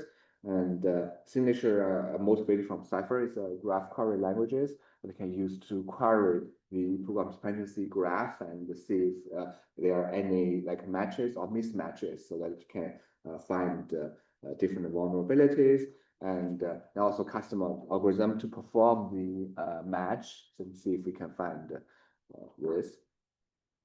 In terms of evaluation, the signatures are implemented for both OpenSSL and GNU TLS. GNU TLS are similar. It's another open source libraries that people can use. There's two popular SSL and TSS libraries, and it's scanned entire Ubuntu distributions, which contain 485 applications using OpenSSL and GNU TLS. So I mean, although the distribution have a lot of applications, but many of them do not use those libraries. So only 485 use them, and detect 27. So it's actually about 5% that actually is vulnerable. So many are reported and fixed. So this is some like graph shows the applications, the number of GNU-TI is actually more than OpenSSL. So about 138 this OpenSSL, and the other 300 are from GNU-TLS. And then here shows the number of software that are successfully analyzed. It's about 381. All four are not analyzed. Find a few interesting like vulnerable applications, like for example, some like email softwares that are vulnerable, and some RC softwares, and so different vulnerabilities. And then there are some results. So there are different certificate vulnerabilities had, as we described. Some could be the certificate validation means does not validate the certificate chain, so does not go to root CA. And some is hostname validation, means that this does not check the host name. So those are the list. Some maybe belongs to both, right? They can be vulnerable to both. And some are proven means that it's actually like dynamic auditing means we indeed launched a run the program and then given it a like incorrect certificate, and indeed it can accept a certificate, and they can do like a main video attack, so dynamic auditing. And developer feedback means that it indeed confirmed the vulnerability from developer perspective and fixed one. So those are kind of the result for this. Okay, so this is for the SSL and the TLS, and then next I'm going to have a description of our homework. I'm only going through the homework 2 because some of you haven't submitted homework 3 yet. So due to some other reasons, so I'll go for homework 2 to give some solutions that we have seen. So the first is the baby cross-site scraping one. So it's like a reflected cross-site scraping. I think it's quite simple. I think most of you guys get it. So here is the vulnerable code. So you can see this is app.get with this root, and the vulnerability located here. So in the processed HTML, and inside of it, it directly say no result found for this $search query. So this is the search query is actually directly get from request.query.q. So that means the user provided data from URL query parameters are directly passed to the rich HTML. So it's just a very common reflected cross-site scraping. And if you want to provide an exploit, so this is what it looks like. So you use curl and the post and with this correct like user agent, and then here basically you're providing a code that contains an image tag. An image tag that contains a non-error. So it's very classic ways to like inject the like HTML code, and then inside of it you try to because this is stored in the local host, local storage. So you just use local storage dot get item flag, you get a flag. So this is a way that used to exploit this first like a baby cross-site scraping. And patching should be also very intuitive. So basically we need to escape on this search query to patch the vulnerability. So this is the baby cross-site scraping one. And then first one is the reflected, and the second one is the toddler cross-site scraping 2 is a DOM-based cross-site scraping. So the code, the vulnerable code located here, which is the window.location.href. So it's a DOM operations, and it directly takes the URL, and it's supposed to do more like a whitelist to say like a certain like URLs can be applicable, and but it only says URL.include, so means include means anywhere that can include this name. So I mean, you guys do the homework, you know that is actually wrong. So because this is a flawed domain name check using this include method. And then the cross-scripting sync is here, window location HF equals to URL. URL contains, and also it says it cannot contain flag. So you can do some bypass, use some different encodings or maybe some operations or flag, or this is also flawed. You can just not just directly check flag. So the idea is that use some JavaScript URL, right? JavaScript column with like alert one can get executed. So this is the exploit code. You can see it is right here. So basically, similar things to a curl request, and then you do a redirect to this JavaScript. You can do JavaScript fetch. So basically, it's the ways to fetch the specific. You do the fetch these items with these flags, and then basically you just need to put this apple.com. So whatever, it could be Apple, could be Amazon.jobs, could be anything that as long as it contains as a comment. So it will use a comment. You can use other ways. So it is just one method that you can use as a comment, or you can any other way to alert anything that you contain the apple.com. You can bypass that filter, and then as long as it contains the flag, you can. Here we use different encodings to decode flag, but you can also use like some string operations, or any other ways you can use. Then you can bypass this check. So this is toddler cross-scripting 2, which is a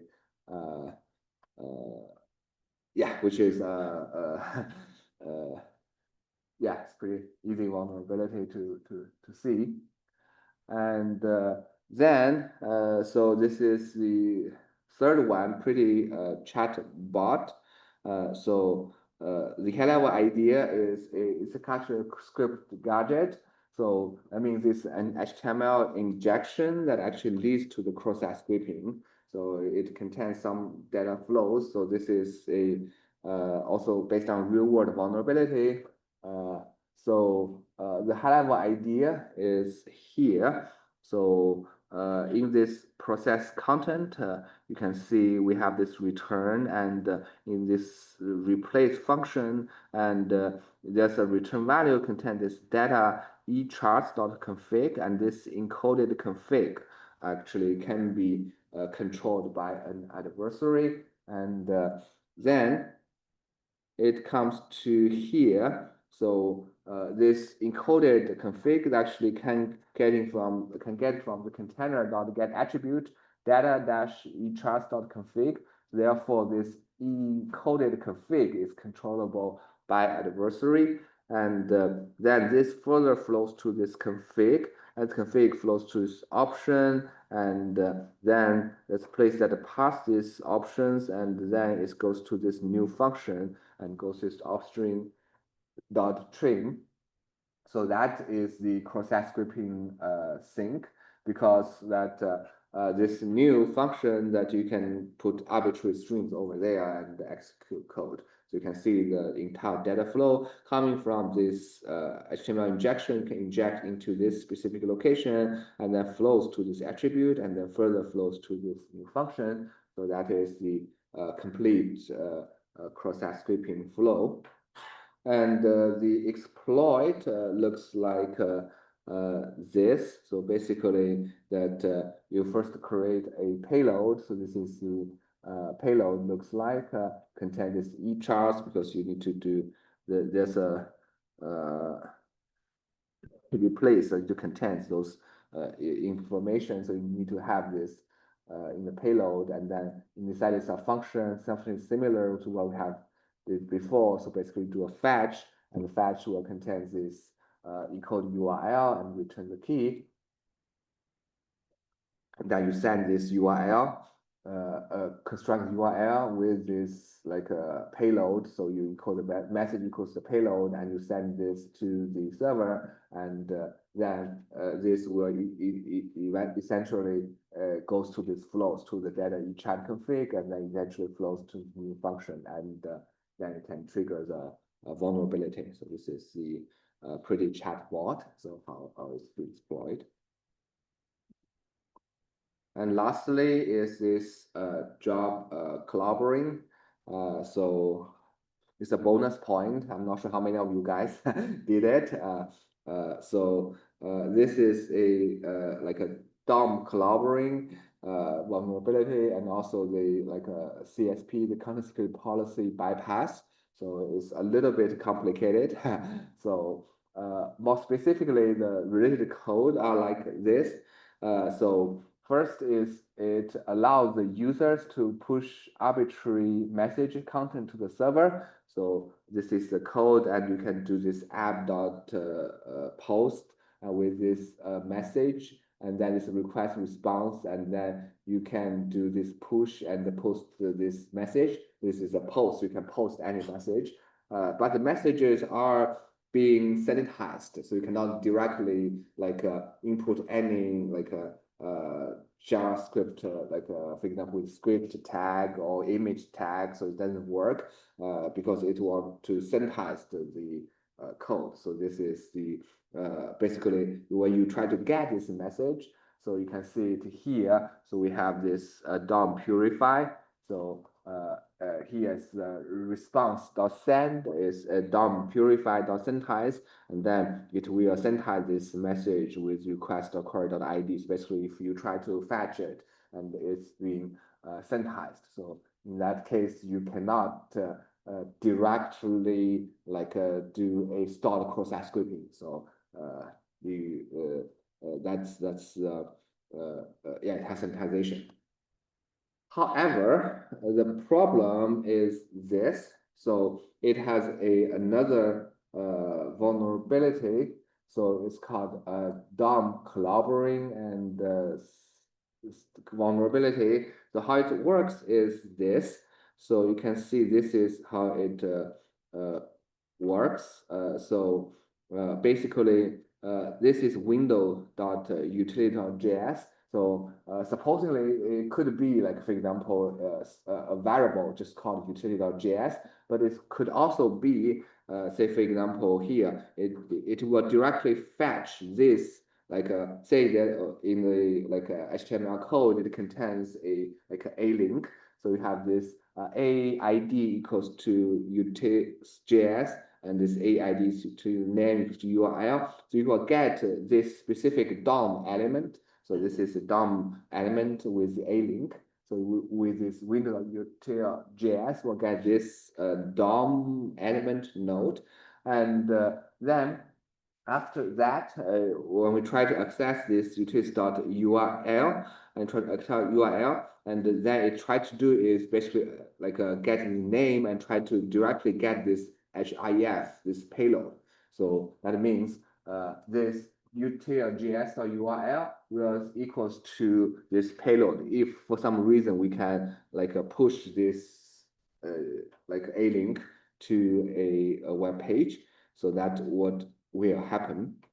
And then the problem is that we cannot directly, I mean, you may think that, we have URL, we just need to directly put a third-party JavaScript URL there. They can load it and they can execute it, right? So that's one way to think about it. But we have a content security policy over there. So it disallow like any third-party code except it is from this self or those like cdnjs.cloudflare.com. So unless it's from this two, so you cannot really get an arbitrary JavaScript hosting on attacker.com. So that will not lead to the execution. But the good side is that it allows self. If it allows self, that means and it also allows the like a message, post any message. So that means you can load it from yourself, and the message can be posted anything. And so basically, the key here is that we have DOM purify. DOM purify will pass input as HTML and strip any those element and attribute. But if it is a pure JavaScript code, like a text-based code, it will not be like a syntax. So it's only get remove of those HTML element, but not a remove of a like a JavaScript code. This is legitimate things you can like a post. It's basically just plain text, so it will not be syntaxed. So for example, alert one will not be syntaxed, it will just survive as it is. That means if you can let this URL equals to some like a self like a URL, it can still load it when you load it, and it will run it as a like a JavaScript, and then leads to we said cross-site scripting. So more specifically, so this is what it looks like. There are several parts. So first is here. So this is the key code to do the exploit code. So URL equals to this target with messages, and then the name here is basically the payload. So this is a fetch. So that is when you try to access this like a message with question mark ID equals something that it will return. So basically, when you return this, and then the message will be the one that be accepted here in the load message board.js. So if you load it, you can see it here. Basically, it's href equals to this / message question mark ID equals to 2, and that means here when this util js or URL, that will equals to here, which is this message question mark ID equals to 2, and basically the value will just equals to this fetch that content that we injected. And when you have this, and that means this will be loaded as a script tag, that will why it's being executed, and then that will be a fetch, and then it will try to fetch with our webhook with this local storage get element, and because we have a fetch, and it will send to our end, and we'll receive this get item. And here is basically the bot submit code. You can just submit this this code. So yeah, so those are the assignment 2. So any questions so far? Yes. How does this bypass the CSP? Yes, that's a great question. So you can see that here, this href equals to this / message question mark I equals to 2. This is just your own local, your host. So that's equals to self. So here is basically self. So where it's being hosted, so it's self. So that's why it matches with the script source self. So that's why it bypasses the CSP. So the URL is not a webhook. It's not a webhook. So the webhook is basically so here this fetch, this webhook is a how to say, it's a request that send to the like our end, right? So the bypass is happen at here when you know the script source.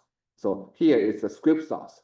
So you try to like the CSP disabled or disallow any script like a document being loaded from places other than self and this VDNGS or Cloudflare. So that's why we said here you cannot really put like for example, their payload here with attacker.com with like a malicious.js. So it doesn't work because the CSP disallow it.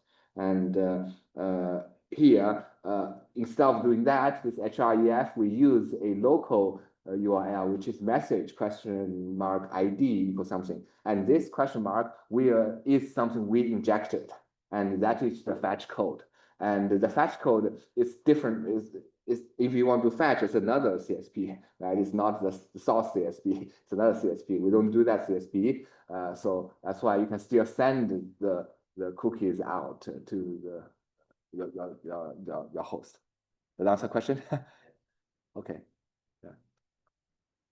Any other questions?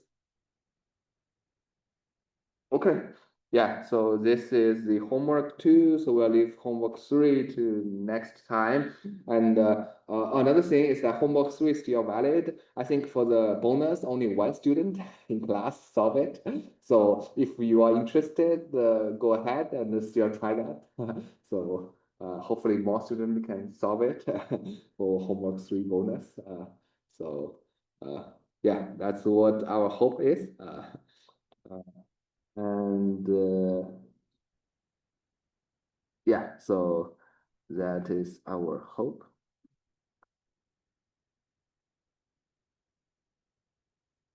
Okay, yeah, so then we'll continue to talk about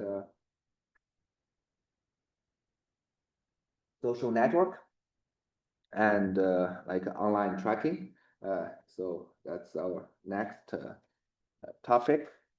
So I think the social network part will be short. We'll see. Basically, 3 parts. First, talk about overview online social network, some threats and attacks, and some like defense measures. So this is the online social network. So you're probably very familiar with online social network.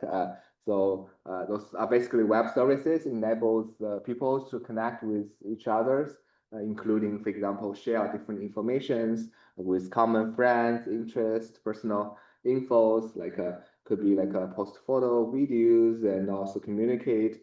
There are many different social network services, Facebook, Twitter. I mean, those are LinkedIn. I mean, now called X, Twitter, and MySpace is old one, it's not exist anymore. Maybe TikTok, so different like social networks. Some info was what it looks like. I'm still using old images of Twitter. It's not X, and so this is a little bit old statistics in 2022. I didn't get the latest one.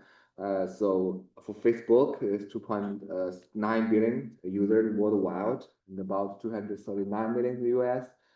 So many of accessed by mobile, and Twitter have X is have more users as well, 450 million. LinkedIn are also like 849. There's a lot of people are using that. And for the online social network, there's many benefits, especially for college students. They can, for example, organizations want to like market product, services, and also can help them to reach those potential buyers from online social network. And it also provide ways to communal framework for these expressions, like self, group, mass, and collaborations can be used to connect old friends. I mean, I don't want to say, but you know, the network can do a lot of things, or play games, or commerce in the virtual items. But also post security issues for organizations, both organizations and also individuals as well. So that's for the online social network. There are different threats. So let's look at some of the threats and the potential defenses. So here we list a few of the online social network security threats and attack. So first is definitely the malware distribution. So we know in the past, a lot of malwares are being distributed through online social network. And second is the cyber harassment and stalking that happens as well in online social network. And then we describe a little bit about information shelf life in the cyberspace, and see how the information being leaked online is actually very hard to be retrieved back, and many parties, including the government and also those companies that are doing hiring, will utilize those online social network information that I found it online. And some of the college students may even being rejected by colleges because of some social network posts that made online.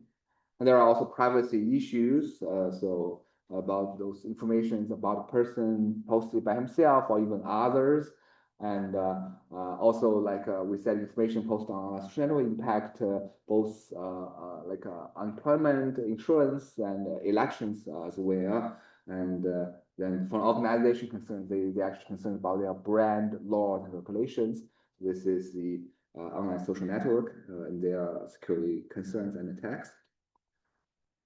Start from the malware distribution. So the most best known examples for the online social network malware is called Kuberface. So that is it's a worm masquerading as Adobe Flash Player update. I mean, Adobe is not exist anymore, but that it's a well-known example back then. In 2020, 2009, and OSN users are intend to watch some funny videos, and then actually they are being called into updating Flash if they click it, and then they actually connected with infected computers to the botnet and serves for the fake antivirus software. So there's a lot of such bots in 2010. So around like 400,000 to 800,000 bots. And actually, in the end, like Facebook really outgunned this behind Kuberface in 2012 and shut down the bots. So that's the very best known example about OSN malware. And also other like third-party apps on OSNs could contain the software as well. For example, there are many examples like different games. And that's the most interesting example is the Cambridge Analytic. So this is one of the best examples that actually affect the US election as well, because this Cambridge Analytics is a third party like plugins, applications on Facebook. And they collect a lot of like persons third party app, but it collect personal information of users. And once you install this Cambridge Analytic, and then it collects many people's information, and then it be used to leak those information. So since then, like Facebook actually changed their privacy policy and really give a lot of controls back to users to collect those like personal information. That's the third-party applications on those online social network and actually collect those information. And there's also like things related to like OSN stalking and harassment as well. So there's one famous example about those bullies and stalkers that actually harassed people through online social network.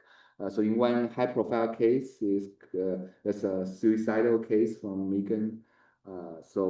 What happened is that this just 13-year-old like girl killed herself after chatting on like a MySpace with another 16-year-old boy.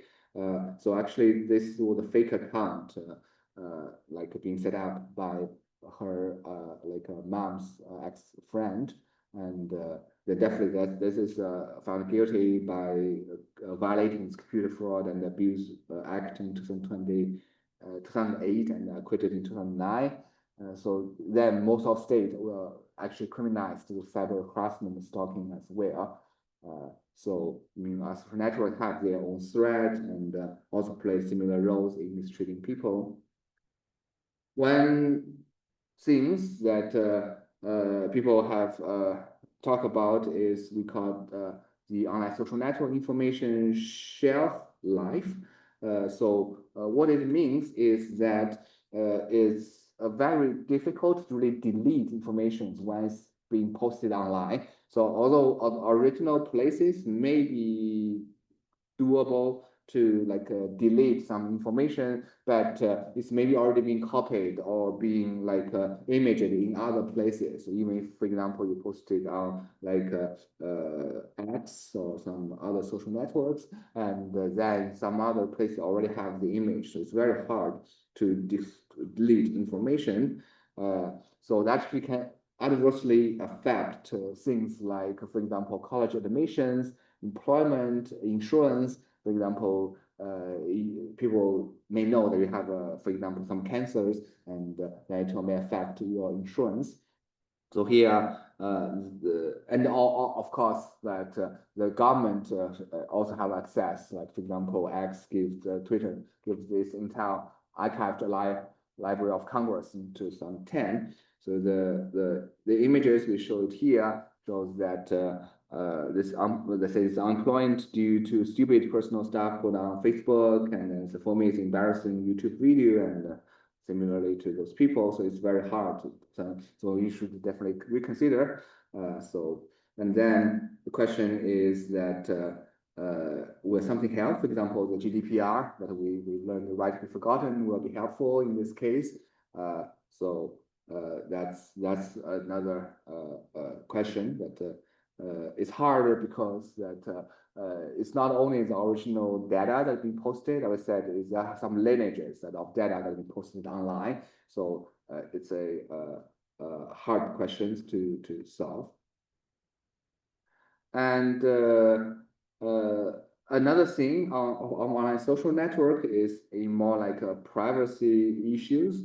So because information posted online social network generally public, so unless you really set those privacy settings appropriately, so then it may lead to some like information. For example, like if you're saying I'm on vacation and with some geolocation, say in like somewhere in Europe or in Asia, and then it's probably information tell the burglars that, oh, please rob me, I'm different, right? I'm in a different location, or please go to my real home, right, to do some burglary. So this is can lead to some nasty consequences. So, and including, I think some of the cases include like some exercise related apps. So like if you do some exercise and you post like, for example, your running trace, and then can also review some information like where you do the running. So how to conceal those informations is another interesting fact. And it also like affect, we said like insurer or like employer and those college admissions, they actually screening applications are using OSNs, online social networks. So they actually sometimes will require you to submit your handlers. Like I think US government, when you do some visa, they will collect your like online social network handler. And for the college admission, some they do that as well. So here is a, like, for example, research consultants for finance and insurance industry. They now collect information on like buying behavior and geospatial location information to network internet usages.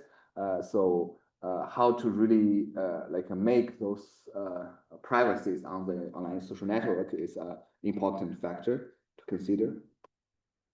And then there are also some posts that can actually got people filed. So for example, like some people says, another company, Cisco, offered me a job. They have to wait whether to go Southie or hiding the work. And then his own company may learn about it and file the person. And then he is compared to like a New Zealand agency to expensive paperweight. And also another like a Virgin Atlantic flight attendants who really mentioned the engine replace 4 times a year, cabins with coach, and then being made filed by the flight attendant as well.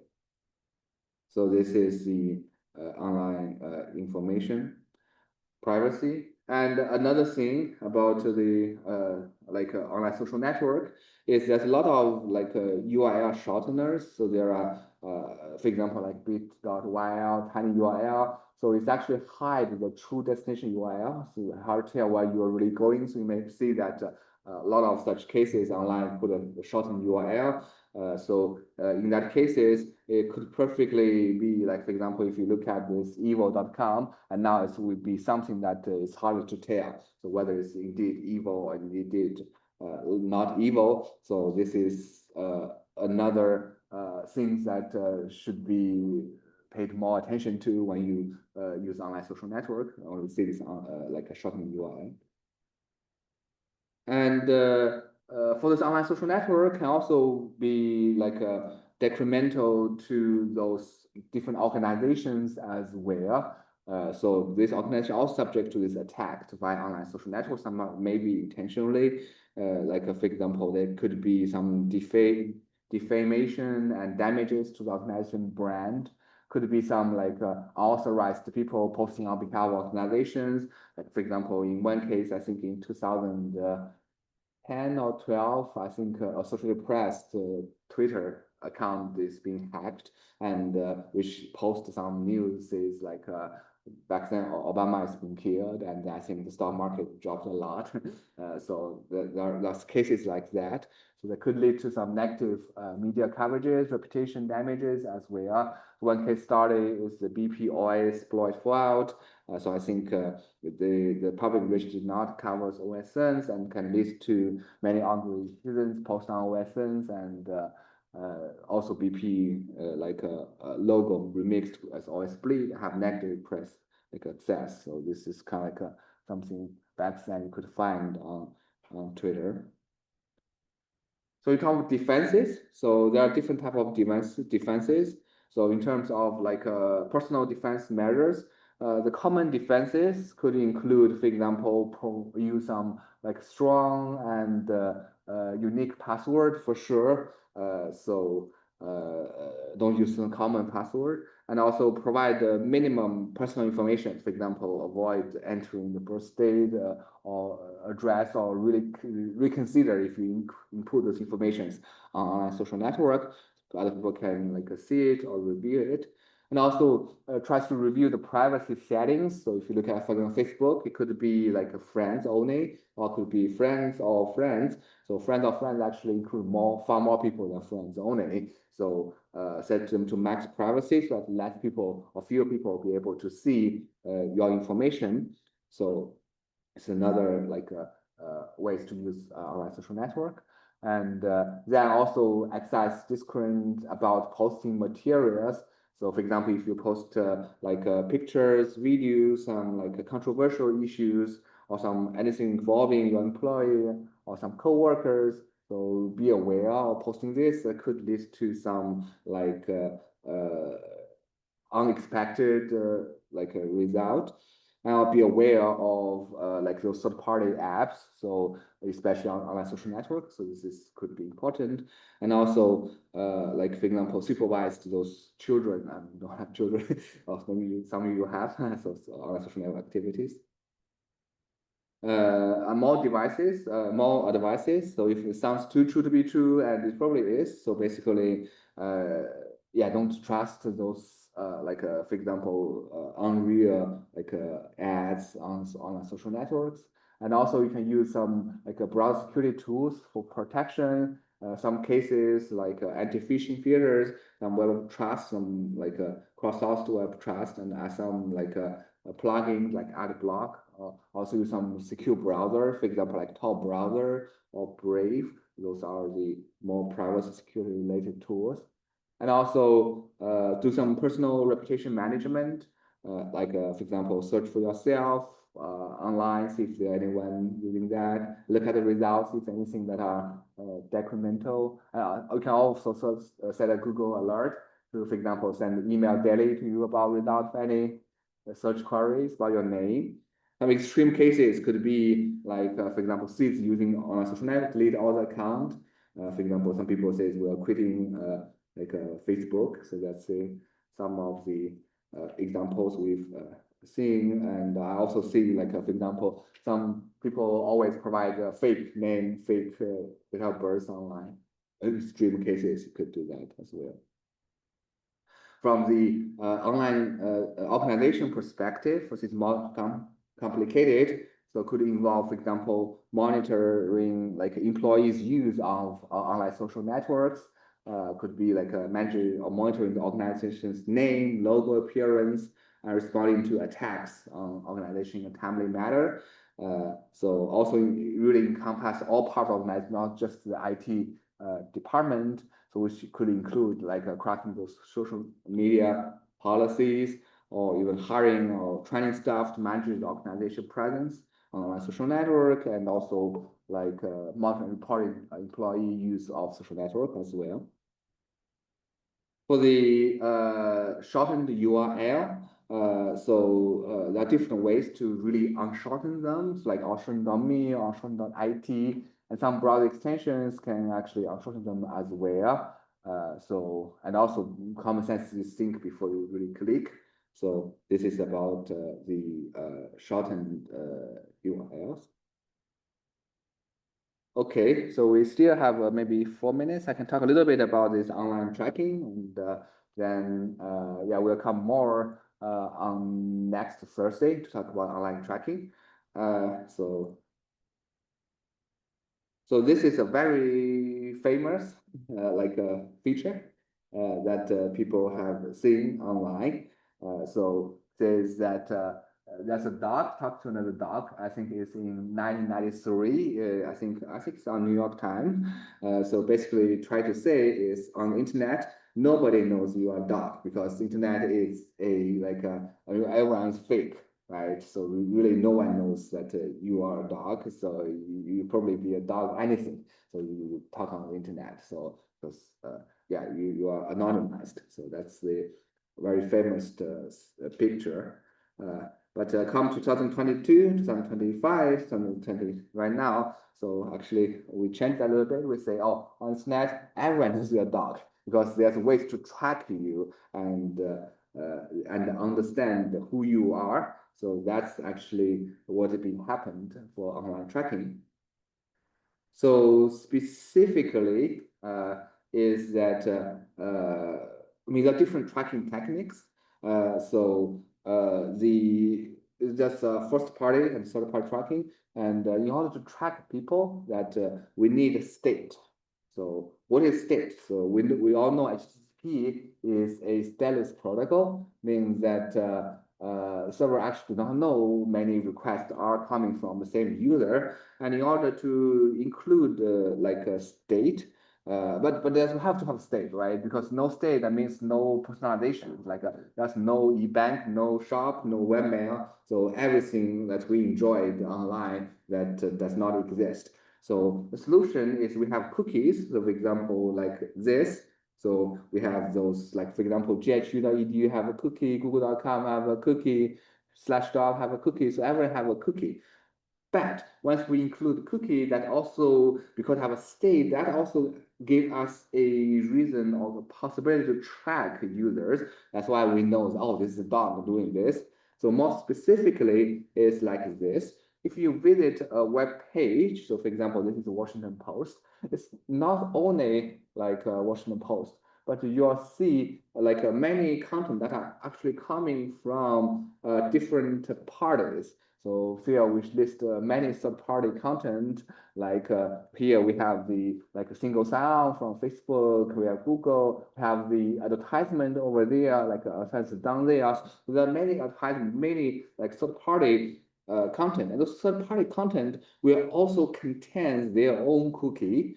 And when they contain their own cookie, you'll see that those content that for example, from red.com, ads.com, they have their own cookies, and then they use these cookies to associate the first-party website. So, for example, that's what we call third-party tracking. So the idea is that when you see, for example, you visit the Washington Post, and then you'll see that, oh, Washington Post, for example, this Facebook cookies is associated with this web page, which is ask.com with this DC dining, and then it knows the Facebook knows that oh, you like this dining, and then when you visit another web page, it also contains this party content, and then it knows I'll visit another page. So by doing so, they're all contained in the referral header. So if you still remember the referral header we discussed in HTTP, that means if you visit this web page and then you try to visit this page, and this is a URL that's being request being sent to this Facebook, and then the referral header contains this like a link. And then all those referral headers can be like linked together, and then that's create a profile, and that leads to what we would call third-party web tracking. And we'll talk about this details on Thursday, how it really works. Okay, thank you.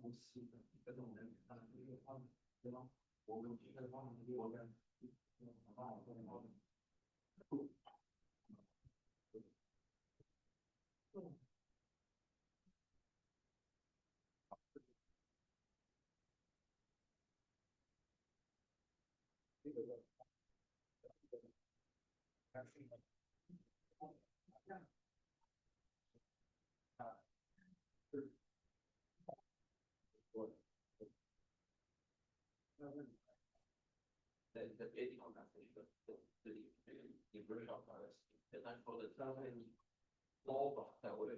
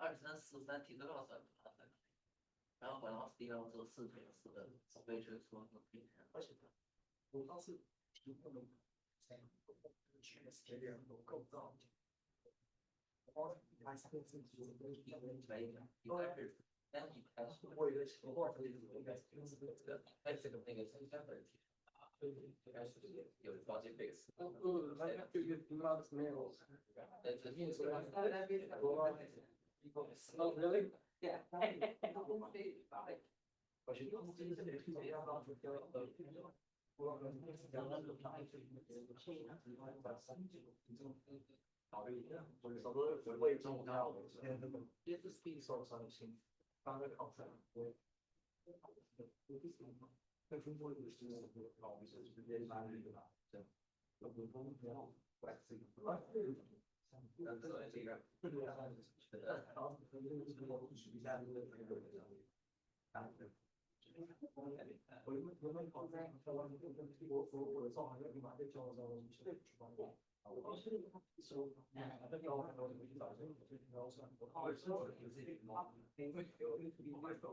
Oh my God, really?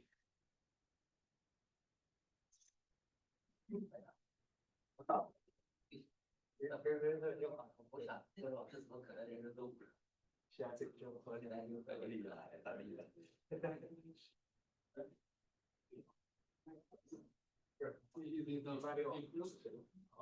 Oh.